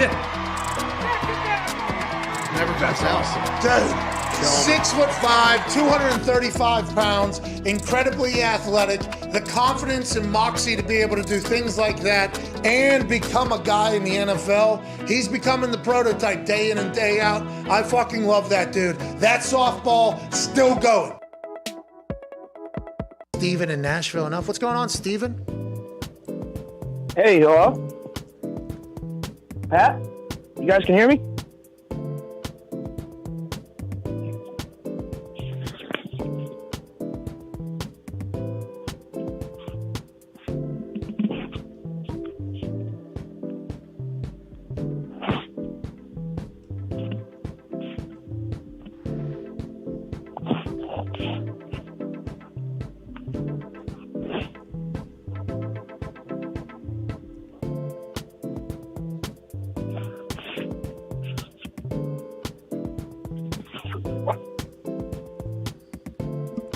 This is the worst call we've ever had, Steven. My God. So mean. Steven. Hello? Steven, Yeah. it's the worst call we've ever had. So much dead air there. Yo, Pat, can you hear me? Yeah, keep it going. Hello? Know what you say? I was going to hit him again. What? Yo, Pat. No, Pat? Pat. Hey, Pat, can you hear me? Steven does not deserve this. Steven, what's going on, dude? How's going on, Steven? Sorry, your phone would chop. Yo, Pat McAfee, can you hear me? Steven, you there? Pat, can you hear me? Hello? Is it a cup and a string? Steven! Yo, Pat. Pat, can you hear me? Hello? Steve! Pat! Hey, there you are. Hey, what's Hello? going on, Steve? Hey, Steven, sorry about that. I think we're having connection issues. What's going on, man? Hey, sorry, man. I didn't know if that was me or if you were trying to talk to another guy. And then I didn't hear you guys. Steve! Yeah. Hello? Oh, we lost him again, I think. Shit. Pat! Can you? No. Pat, can you hear me? Steve, hey, Steve, there you are, Steve. Pat! Steve, Pat! hey! Pat! Steve! Pat! Oh, can you hear me? Steve! Are you guys messing around? Can you guys hear me?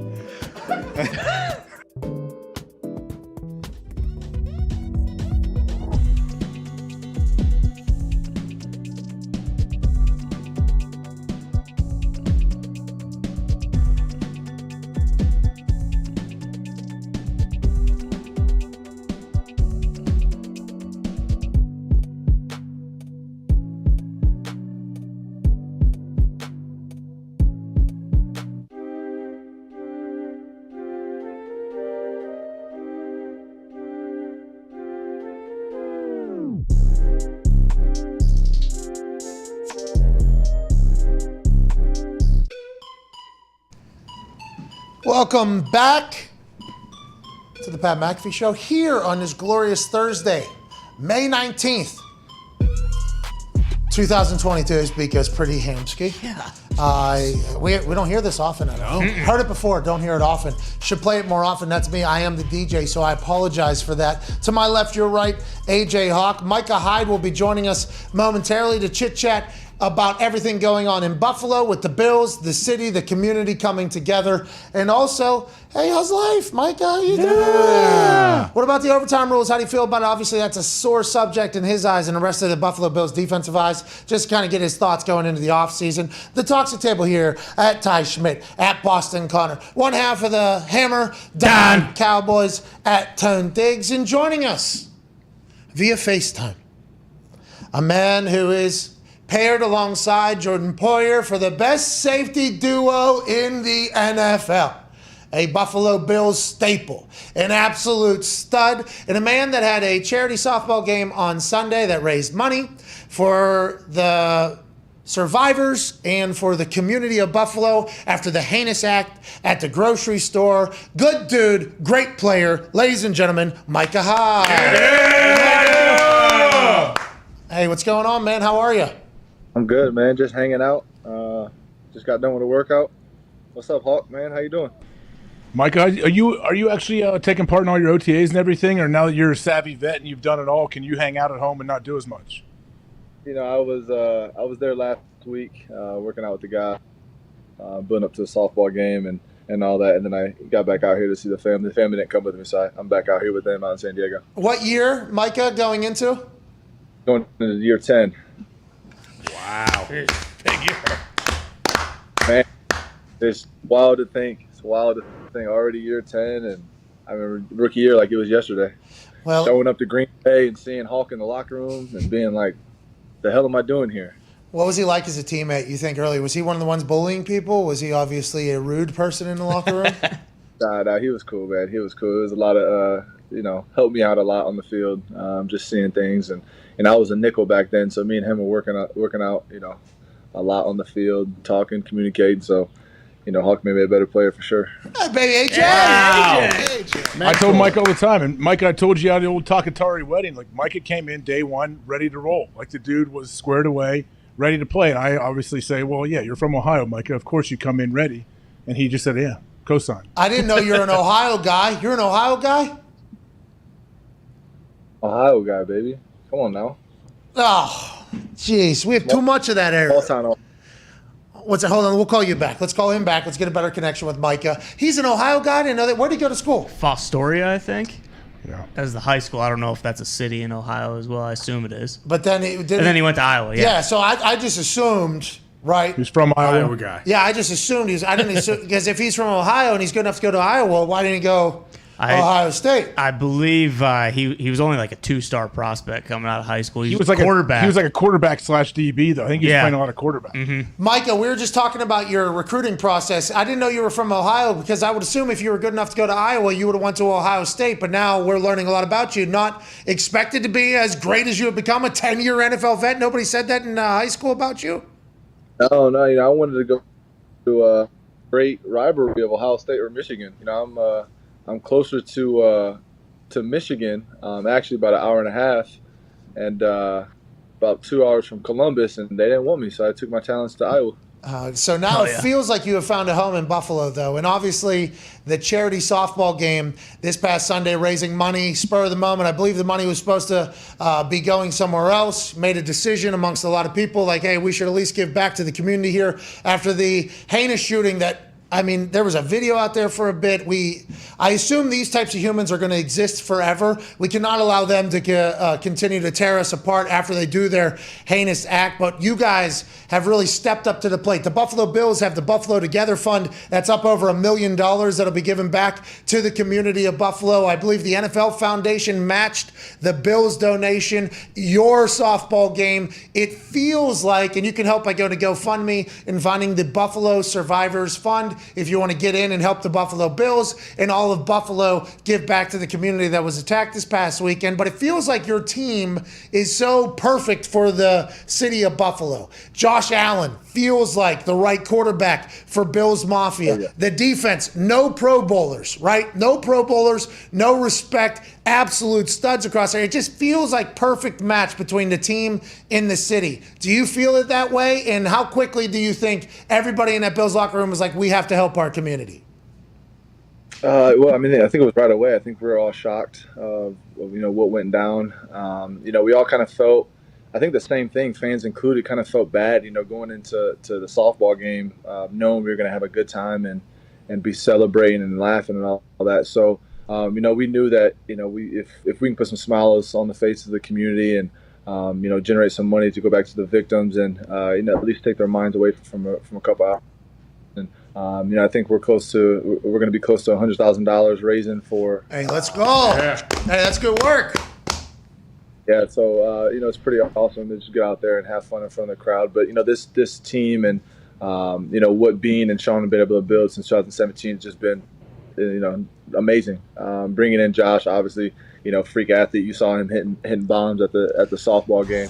Can do it all and a perfect leader for this football team. And just a lot of the guys in the locker room just really care about the community and Bills Mafia shows love to us, so why not show love back. Was Josh Allen hitting bombs like that all day long? It looked like a walk-off to maybe end it, the one that we watched. We talked about this on the show. Didn't even look. This was amazing. Did he hit multiple bombs like this? Yeah, well, that was to win the home run derby. He hit a few bombs in the game too. But I take pride, AJ. Doesn't matter what the sport is. We could play chess, we could play checkers, whatever. I'm a competitive, but Josh, he's one of a kind, man. He's definitely like that too. You put him on a golf course, you put him on the basketball court, obviously the diamond, football field. He's going to be one of the best, and that's why I really think he's one of the best in the league, and he's perfect for our football team. Well, he's 6'5", too, 230. He has the ability to run, and the how much better he has gotten each offseason from outside looking in every other building. They're like, well, we hope our quarterback does what Josh Allen does. This could be the next Josh Allen. But what you talked about with Bean and McDermott almost being like a steady culture, like, hey, we're going to allow him to get better. We're going to continue to empower him. It feels like all the pieces are really coming together for you guys. Now, I have to ask, because, it is how the season ended. You have to hate that conversation, huh? Like AJ Hawk, whenever they talk about changing the overtime rules, where it continues to go, AJ and every defensive person that we've had on that represents the NFL is like, no, get a fucking stop. Like, it should be, we're a part of the team as well. Like, this should be a thing. Why are we changing this? Obviously, the season didn't end the way, anybody would have wanted in Buffalo. But how miserable has it been to have to relive that every fucking week, it feels like, with the conversation? How excited are you to get back out onto the field next season as the Super Bowl favorites? Yeah, obviously Super Bowl favorites, I could care less about that. You got to put in the work each and every week to go out there and, make it to February. Hell yeah. But definitely, hearing about the overtime stuff, I'm definitely over it too. It's, it is what it is. We lost, they won. We could have defensively, we could have went out there and tried to get a stop and made a stop to give our offense the ball back. So, I'm definitely tired of hearing about it, and I care less changes and all that. I just think we need to go out there and get a stop. You guys are the Super Bowl favorites, which is different. You know, a few years this wasn't the thing. Now you guys have the targets on your back. The AFC East getting better. You know, McDaniel and the Miami Dolphins are investing a lot. Tyreek Hill is coming into the AFC East. Up in New England, I think Bill Belichick's offense coordinator, defense coordinator, special teams coordinator is doing everything. They're going to have a good squad. Obviously, Mac, young guy doing his thing. How do you guys take the next step? What is it? What do you think this offseason's like kind of mindset is? What do you think it will take you guys to where ultimately everybody thinks you guys are headed to? Well, we understand it's going to be a process. It's going to be a process week by week. You know, each and every week in the NFL is a challenge. You face some amazing offensive coordinators that are, can call a hell of a game. You play amazing quarterbacks, running backs, receivers, tight ends, whatever it may be, each and every week. So, we understand that, and like I said, Super Bowl favorites means nothing to us. We got a great division. Everyone's getting better. We have to bring our A game each and every week. And I said the other day on the Jim Rome show, I think it's apparent we're not going to go undefeated. I think it's safe to say, we're going to take some hits, and as long as we learn from those hits and keep pushing. That's pretty much Sean's message every year. Just trust the process and keep going. That's awesome. Hey, Micah, how much nicer would your football life be if, say, the NFL went back to old school rules, say mid-'80s, when you watch those safeties just decapitate people, play in and play out? How different would your life be, and how much easier would it be defensively if that was still allowed? It would definitely be easier. I think that in today's NFL, obviously they want to see a lot of points and they want to see touchdowns, and it's offensive game. As long as you understand that, you can kind of go out there and try to play fast, and as far as getting fined and stuff, it's going to happen. It's inevitable. They're finding defensive players left and right, so you just got to go out there and not really think about it. And if you do think about it, I think that's where injuries come in. So just push to the back of your head and keep going. Was that something that was tough to transition? Because 10 years, you're kind of OG. You were almost before the full strike zone transition, especially for guys over the middle, defensive players. You didn't grow up in this heads up strike zone football that most of the league now, younger guys, kind of have grown up in. This is how you hit, as opposed to how you were probably taught to tackle, especially in Ohio. I couldn't even imagine how they were teaching people to tackle in Ohio when you were a kid, if it's anything like what that fucking maniac over there was taught. But how was that transition? Is it hard to do that? Because I think some people were not able to transition and continue to have as much success as you have been able to do with the hitting and the timing and where your head is at 20 miles an hour. All of that seems like impossible to me. Yeah, I mean, it's difficult. It definitely is. Especially when the ball's over the middle, it's a bang play. You try to even make a play sometimes. You get your head in there. I've been fined a few times on some plays where I totally disagree with. But like I said, it's the NFL today. It is what it is. You can always appeal it. I try to appeal. It doesn't always go my way, but at the end of the day, I'm going to try to go out there and make some plays for my football team. And if I get fined, then you just got to keep going. Hey, you and Porter bring the wood, though. Oh, yeah. You two feel good about it, too, right? I mean, that is something you guys take a lot of pride in, I assume? You got to be a little crazy playing defense in the NFL, man, especially safety, linebacker. You got to be you got to have some screws loose up there. So, when you're on that football field, it's kill or be killed. So you got to go out there and make plays. That's what AJ's. It seems like this is the Ohio thing. Yeah. Well, if somebody's going to have to die to get out of here, well, it's not going to be me. All right. That is what AJ said his mindset was when he played football, which, by the way, I think in a lot of physical sports, that is sometimes what has to get you through. And football will always be physical no matter how much they soften the rules. It is still a violent sport. And whenever a big hit brings any stadium to its feet, though.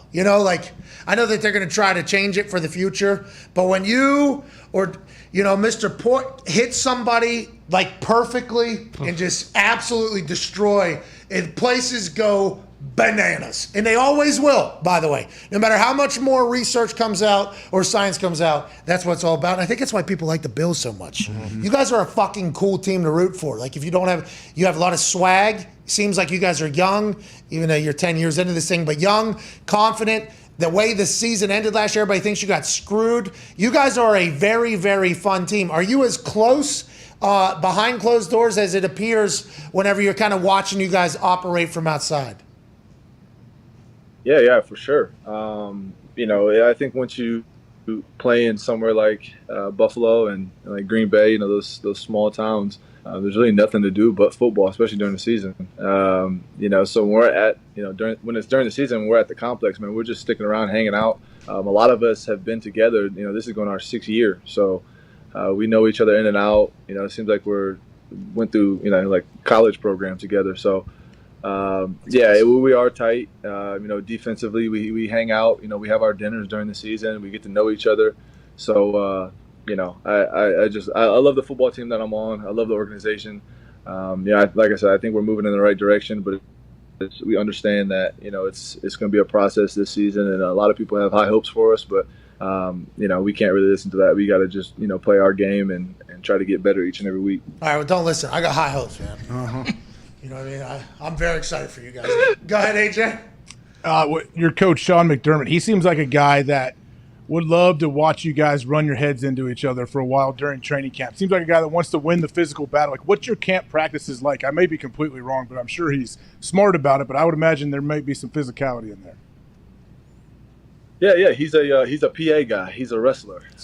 So he has that kind of wrestle, that cauliflower ear mentality. And he wants to see physical football. He wants to see us, tackling well, and the guys up front winning the line of scrimmage. So obviously practices are like that during training camp, but at the same time, and he knows this football team. He knows how to ease up on it, take care of us. So it's just he's the perfect head coach for us in Buffalo. Yeah.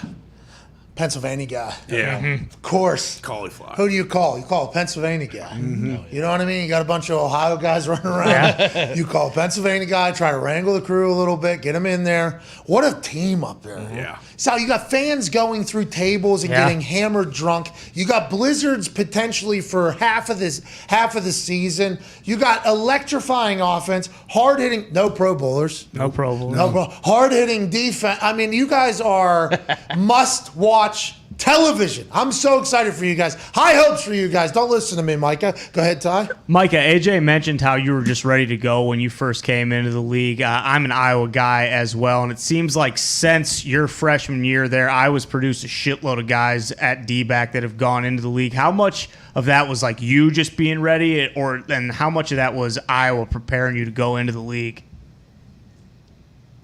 Well, I think that Iowa's an NFL program. Hell yeah. Fresh out of high school. You in your freshman year, and Coach Ferentz and I had, lucky enough, I had Coach Parker as my position coach back then. So I saw him all day, every day. They get you ready for the NFL.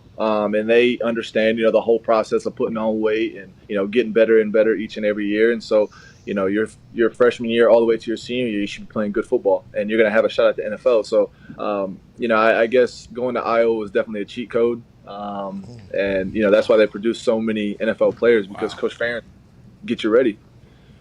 That's a recruiting Print the T-shirts, baby. Let's go. Going to Iowa is a cheat code? Hell yeah. I mean, that is I love hearing that. That is a slogan right We know. It's just nice hearing someone what say are you guys going to do? You guys going to win 6-7 games next year playing No, the Outback Bowl? at least 10. No. 8 to 10 every year. Hey, this guy, big-time Iowa fan. He was just saying the other day, well, can't wait till we win 7-8 games, go to the Outback Bowl after the Iowa basketball team got bumped earlier. That was the misery. That's the ride of the Iowa Hawkeyes, I guess. Go ahead, Micah. That one still hurts. That basketball hurts. Let's not talk about that one. Yeah. He knows. Hey, they were a good team. Hey. They were. Very good team. Champs. God, who was the guy? Keegan Murray. God, he was a player. Murray, yeah. He's gone. Dude, they fucking lost early, like first game. First round, yeah. Golly. Richmond. People were talking about last year's team, like you can't fucking lose that early. And then this year was like, we got you. We'll go earlier. Yeah. Supposed to go to the Final Four. Oh my God. That's unbelievable. It's all right. West Virginia hasn't, we weren't even invited to the NIT. Go ahead, Connor. Yeah. Jesus. Micah, you guys drafted a DB in the first round with Elam. Have you been able to talk to him? Did you see him last week? And how pumped were you to add to the secondary?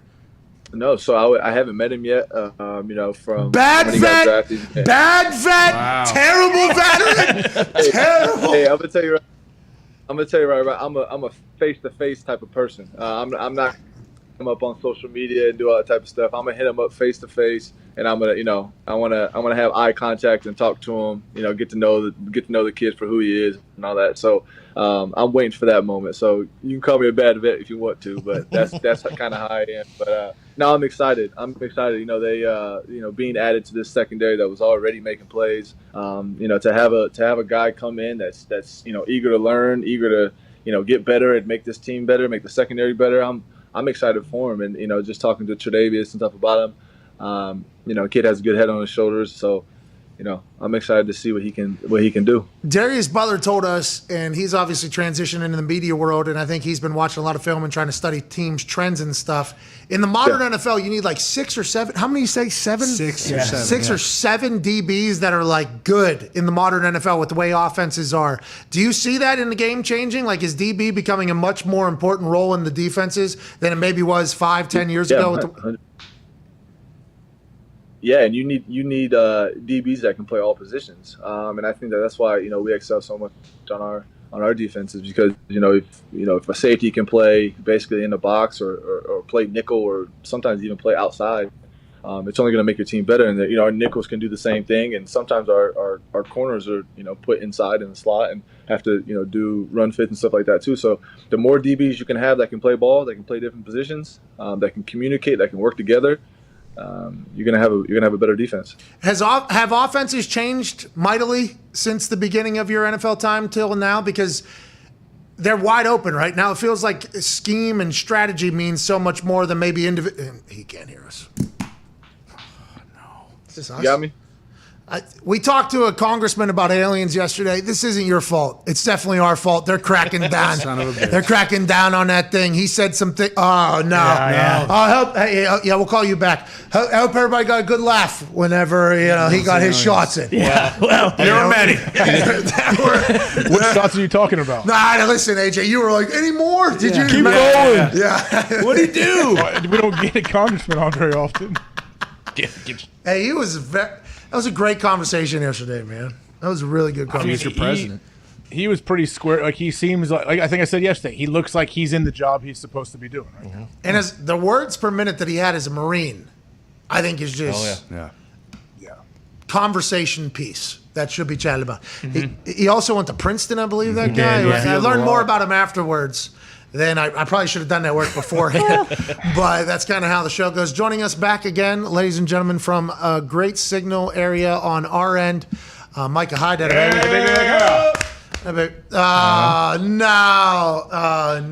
We'll have to have you back on again. No, Micah. You're 10 years in the NFL. I gotta pay more money in a month for my Wi-Fi, I guess. Well, have the success that you had. We will let you get back to your training, to your off season. Enjoy the hell out of it. We appreciate you for joining us. We appreciate your work for the city of Buffalo alongside the Buffalo Bills and the NFL Foundation. Obviously, not a cool thing, but the way you guys rallied is awesome. Whenever you see a pillar in a city do what you would hope that a pillar in a city would do in a situation like that, you have to applaud it. Ladies and gentlemen, safety for the Buffalo Bills, Micah Hyde. Thank you, man. See you, dude. Good guy. Cheat code. Don't I was a cheat code. I hell yeah. Once again, should have done more research. How long were you guys teammates? 1 year. My last year in Green Bay was his rookie year, but I mean, yeah. He's Michael was always one of my favorite dudes. He came in, was like return punts too. Didn't say a whole lot. Returned punts, was super athletic and was super accountable, and he helped me out. Like, I didn't just help him. Like, that dude helped me out a lot. He communicated a lot as a rookie when he'd only been there for like 3 weeks. Like, it was impressive. Were you a big talker in the meeting rooms or no?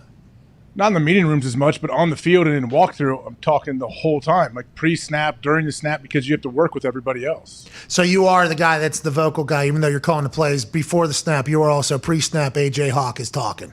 I mean, I hope the thing is, like, if you're on defense, so much depends, like, the backflow. If it's split or if it's a one tailback, if he goes to the right, he goes to the left, it changes all our responsibilities in the pass game. So you got to talk that through before the ball's even snapped. Like, yeah, and you develop that little shorthand with guys. Never been talked about, too, how home crowds are like, let's get loud for the offense. Let's get loud for the offense. And the home defense is like, motherfucker. Yeah. Can we keep it down for, like, maybe one game? Like, we're playing They got 16 checks against us right now. That you guys have to deal with that and just kind of swallow it too, because it helps you. Obviously, your pass rushers get a jump on the tackles and the D-line and everything, and the offense can't communicate as well. But that amount of communication on the defensive side never gets chatted about, I don't think.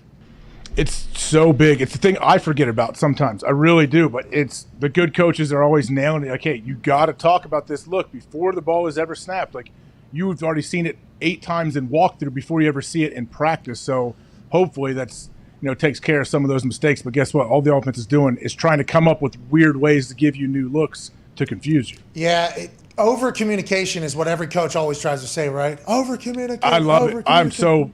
I am absolutely on board with that.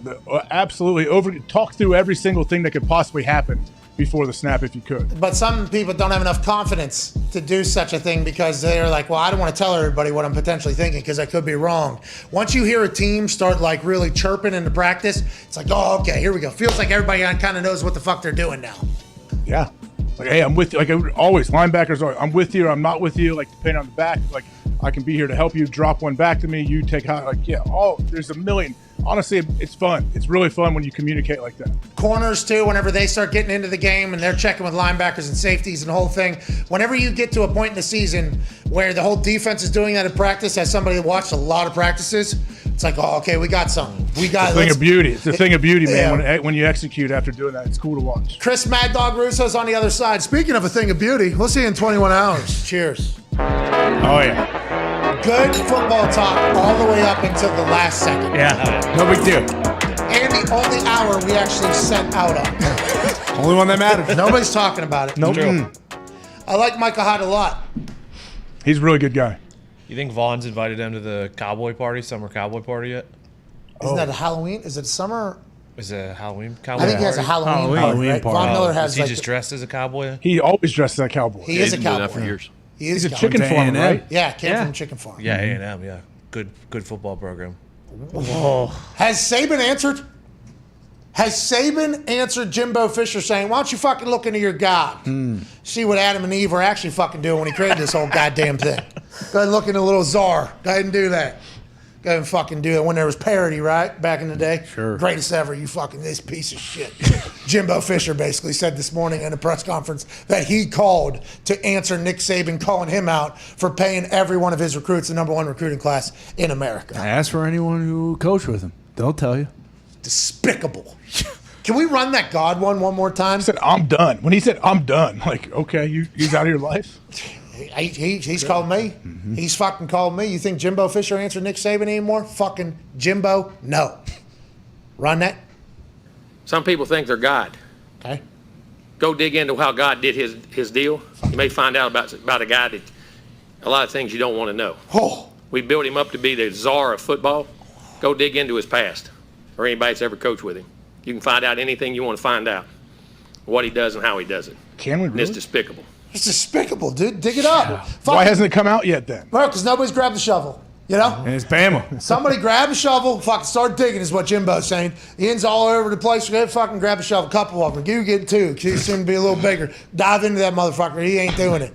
Okay, run that other one too, where he's saying, where it's like, he called me. I didn't fucking answer. I ain't fucking answer. And not me. I'm fucking done. Fuck that guy. We used to be friends. Any contact with Nick since? No. Oh, he's called. He's called. Fuck him. You just didn't take the call? Not going to. We're done. Fuck him. And he shows you who he is. Asshole. And then I just wanted to. He's the greatest ever, huh? Is that what? And then I just Shut up. wanted You to. got all the advantages. It's easy. And I just wanted to. That guy really wanted to get it out. Yeah, and then he couldn't even fucking remember the question when he finally got to talk. Well, there's so much good shit coming out of the coach's mouth. I mean, you could see how he could forget the question that he wanted whenever Jimbo was like, I am nowhere near done on this roast right now. Oh, he's the greatest ever, huh? Fucking, when there's parody, huh? All the advantages. All the advantages. Yeah, do the parody one now. Do that last video. I mean, Jimbo is fucking awesome. How long was this? Because 10 minutes, I think. I've only seen these 3 clips.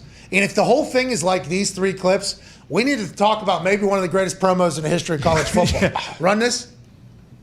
And the operations, the way things were done the other way, when the parody was there, like we said, never has been parody. Oh. Certain people never follow the rules anyway. Oh. Whoa. Are you suggesting he's having pretty No, I didn't say that. It's made a statement. Next question. I fucking love it. What will tomorrow hold? He's attacking him as a person, as a human being. It's almost like he's insinuating, like, 1987. You know, he shot a redshirt sophomore in the head, killed him, buried him. Look it up. You can find it. 1991. How do you know? How do you know, Equipment Jim? manager didn't have the right jugs machine. Yeah. You thought Brian Kelly was the first guy to do that? Murder him. How do you know, No, he Jimbo? wasn't. Still have the show. Still have a show. Thank you, Zeke. What will tomorrow hold in this beef that is certainly being handled on phone calls right now, and everybody in their life is saying, you have to stop this. This has to be and remain a private thing. You got your shot in. You got your answer in. We will not let this continue. Alabama's saying that. Texas A&M is saying that. Their families are saying that. Their friends are saying that. Their fellow coaches are saying that. That's why if Saban calls another press conference, he goes, nope, fuck it. This Jimbo Fisher guy's a bigger piece of shit than I am. He said, that would be. That would be the greatest thing for college. CBS may have him do that. Whoever I would For imagine SEC. CBS is carrying the game when they play, right? Yeah. You got, what's his name? The LaTroy Vern? Yeah. Vern Lundquist. Vern Lundquist. He doesn't do it, though. Rest in peace, Vern Troyer. Gary Danielson. Mini Me? Yes. He was on Celebrity something I saw with Rehab, drunk. yeah. I know which one. He was really drunk. Well. But that's why he was there, I guess. Well, I think he was there because he was a celebrity and that was also appealing, but I assume he signed up in the middle of one of those drunken, Fuck it. Got all drunk and pissed all over the house like a dog. Really? Yeah. rolled around the whole place. He was on that. He was on that power scooter. He was peeing while driving that thing. I need to go back shit. and watch some clips. Anyways, Wait, he's dead? let's have another silence. Was he a good guy? What happened? Good enough. Fucking Worthy of a moment of silence? He got Yeah, better at the end. everyone is. I mean, we did a moment little of silence for Screech. That's uncalled for. Well, we didn't do one. We didn't? No, we talked about his death, but we did Okay. not stop the whole show and have a Okay, moment of silence for Dustin. Mario Lopez would never come on here if we did that. No. Oh, Mario Lopez also. Got one. What did he do? Dig him up. He's in. Wait, what did he do now? Whoa. He's like America's sweetheart. He's in every hotel room. Yeah, He is. was America's sweetheart.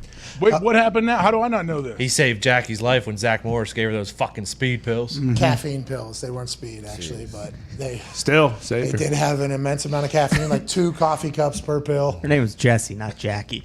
The disrespect. Fucking asshole. Come on, Tony. You know me. I only watch. I watch her later So who was roles. it? Lisa Turtle, Yep. Yeah. Jesse, Zach, What Screech, later roles did you watch, AC dude? Slater, Kelly Kapowski. Kelly Kapowski, What? and which later roles of Jesse did you follow along? Dancing movies. Okay. She did end up. She didn't have a lot of feature films, what did was she? She was a professional. Cabaret? She did great. It was great. One more than Cabaret. There is something to have a moment of silence about. Yep.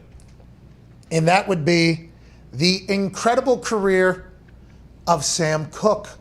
Former punter for the Baltimore Ravens for a long time, a member of the Wolfpack that obviously has Justin Tucker in it, arguably the greatest kicker of all time in the conversation. He was his holder. He was obviously a punter that reinvented the game with different punts and different kicks. He started doing the Aussie punt back to the left and showcasing going to the right. He had like 13 different punts that he would whip out in the middle of the game and have the returner on fucking skates. Enjoyed watching his film. A Big Ten guy, I do believe. Bombed footballs for a long time. A lot of us watched his film and learned from him. An absolute stud. I haven't really met him personally, had a beer with him or hung out with him. Seems like a great guy, an incredible career. Congrats to Sam Koch. On being a beast of a punter.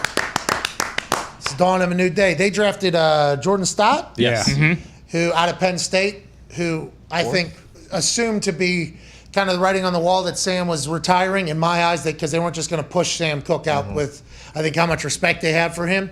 Jordan Stott, the punter from Penn State, a dude, an absolute dude. If Sam Koch will stick around and hopefully coach him and help him and teach him a lot of ways to become an NFL punter and what you need to do, I assume the Baltimore Ravens would be very thankful of that. But the Ravens have great special teams, and that's because guys like Sam Koch have been there for so long. An absolute champion of punting football is A.J. Hawk. Do you know how many years he played? 2006, he was drafted.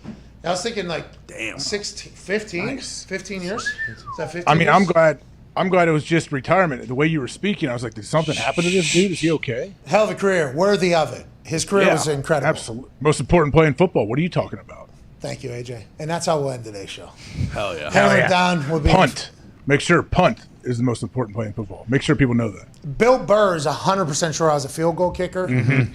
and we will not correct the white. It's kind of confusing, though, because you did kick off. So it is confusing. And obviously, field goal kicker in college. Yeah, so I can answer any question, about most things.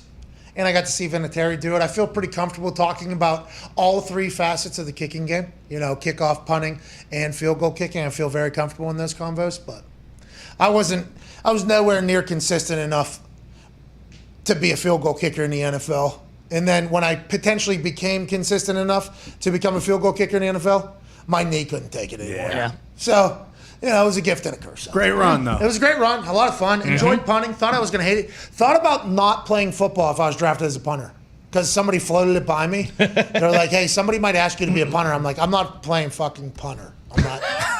I'm not doing punter. I'm not doing just punter." Punter's way better than kicker, man. I would absolutely rather be a punter than a kicker. Well, so I learned that over my career because I was beloved by basically every other fan base. I would only get booed at home when I would go onto the field. I'm booed at home. I'm cheered in other places. And also, I was pretty, a novice in the knowledge of what the punt play can really do. Because in college, I was just running and trying to kick it as hard as I could, and it wasn't really like a lot of football IQ. Like, hey, the reason why you need to do this with who you got covering, and this guy's out, this guy's in, what this person does, where you need to put the ball. Like, I thought it was just, and there's no chance to really affect the game, I thought, and that whole thing. I was wrong. You could. And I learned that as I got older, and I was appreciative of it. But I always wanted to be a kicker. And then when I finally got good enough to be the kicker, Vinatieri was still kicking. And my knee said, we ain't kicking it. So that's where I'm at. I got a 35-yarder coming up this fall. Hell yeah. So I'm a little intrigued on that because I don't think I can train for that. Oh, yeah. Fresh legs. I don't think I can train for that because I do believe. Kick a couple, though. I think so, yeah. 35-yarder, I should be able to just knock in. Are you going middle? Or are you going to choose a hash? Middle. More uprights, more room for miss, more room for error. Some guys like going to the left because they push the ball a little bit, or the right because they hook the ball a little bit. Me, I haven't kicked in years. So I have no idea where that fucker's going. So let's give the most amount of room for that thing. I'm going to try to boot it, though. I want that thing to go over the net. Yeah. Might as well. I mean, yeah, you have to, right? Have to swing at it, just like those boys from Frankfurt. Mm-hmm. That's right. That's why I was so, they were swinging at this thing. Burning. The amount of, I don't give a fuck if this misses and confidence that you have to step into that and go full swing is awesome. They were in a hurry to get things done. They rushed into life, no. All I really gotta do is live in night. You're frozen, AJ, and I know why. I know get things done. Frozen till get things done. All you really gotta do is sit and talk, and now we gotta leave it. No. What? This fucking guy. All right. Back-to-back days with this guy. Yeah. Yeah. Around the same time, huh? I do believe he's getting construction done on the house. They that's just right. did True. Cut the cord. That happens. It does happen. Yes, it does. We've been there, done that. All right, everybody, that's the show. Big shout out to Rupper and Micah joining us. Tiger Watch is fun, right? Yeah. Oh, we got some updates about NFL games being scheduled tomorrow. Oh, yeah. Oh, here we go. Jesse Bates hates the franchise tag. We'll talk about that. Does. Is Jimmy Butler Jordan's kid? Maybe. Possibly. I don't know. Find out tonight. Conversation needs to happen. Yeah, We'll find out tonight. We'll talk about it tomorrow. If he drops 40. Are they doing 23andMe?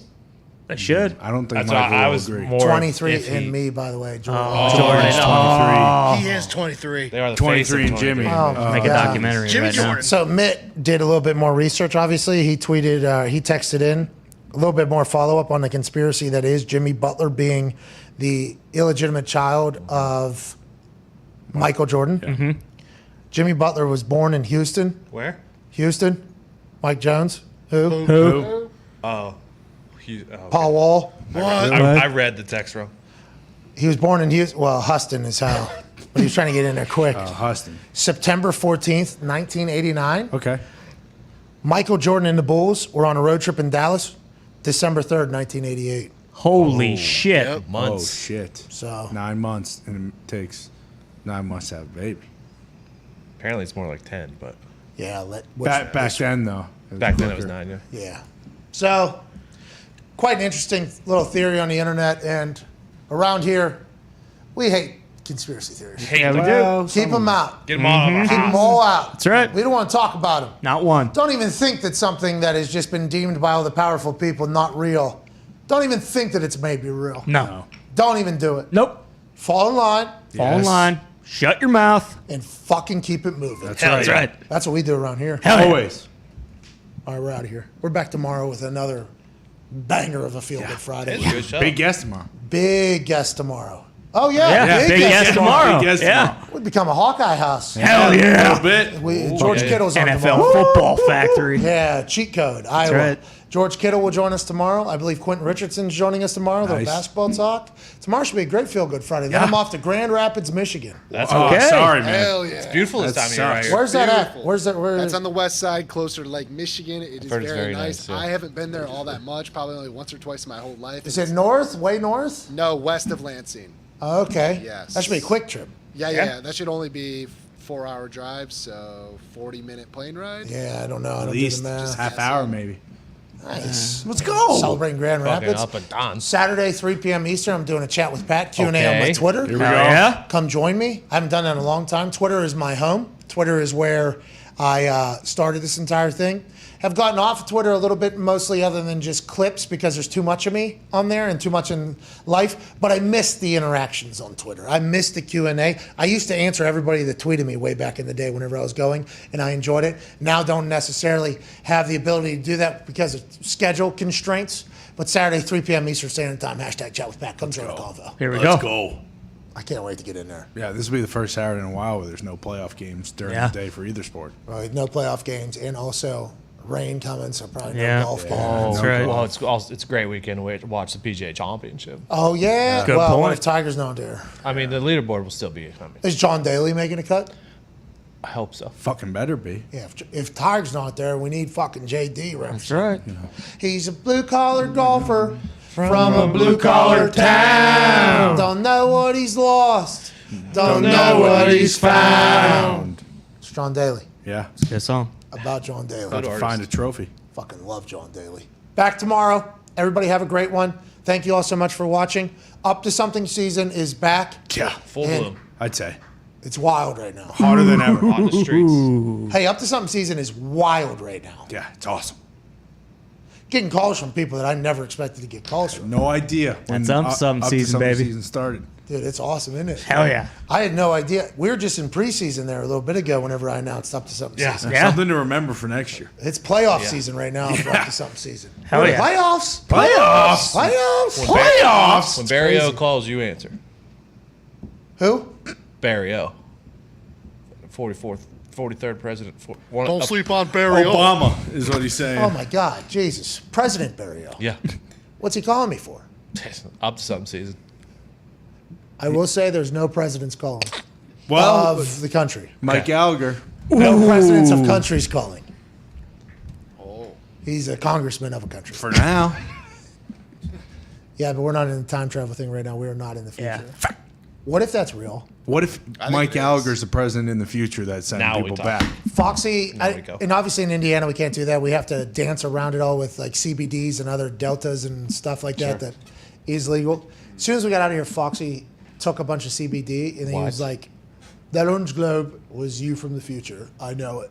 That's what Foxy now thinks. That's on what the we outside. saw. We saw you from the future, or kin of you from the future, saying, "Hey, this is what your fucking dad or whoever, grandpa, great grandpa had to do to get to where you are. You now, are right now, little you little fucking piece of shit. Oh, This is what teaching they a were legend. doing.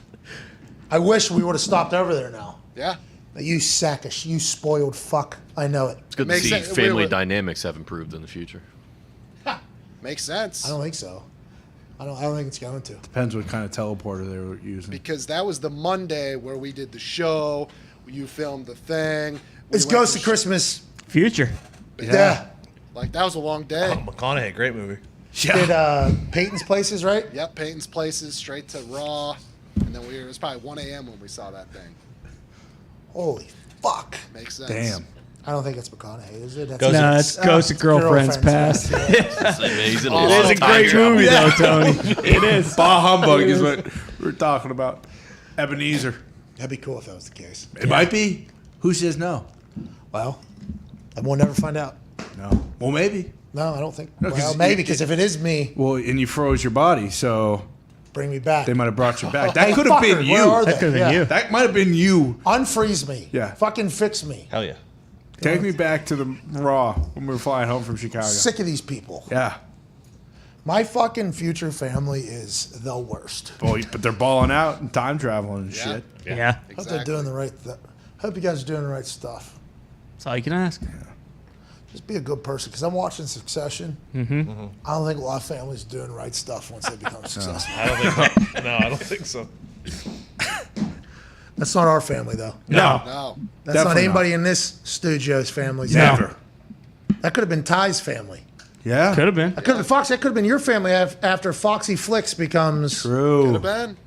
I had too much booze in that. Yeah, there you go. DUI. Well, I was boozing at the time, so. Oh, so maybe they're taking you back. Like, hey, you want to become this fucking booze bag? You want to become like your great grandfather? No, you don't. He's a booze bag. And by the way, his father's fodder. Yeah. Long line. Yeah. Booze Speaking bag of, we before have him. some to try here. Let's get Oh, out yeah, of here. that's right. Hammered Dahns in 15, 20 minutes.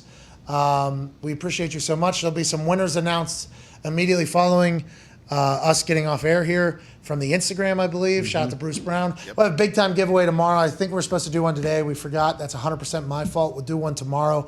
Big guests, big conversations. Thank you, boys. Thank you all so much. See you in 19 hours and 43 minutes with 30 seconds. Bye.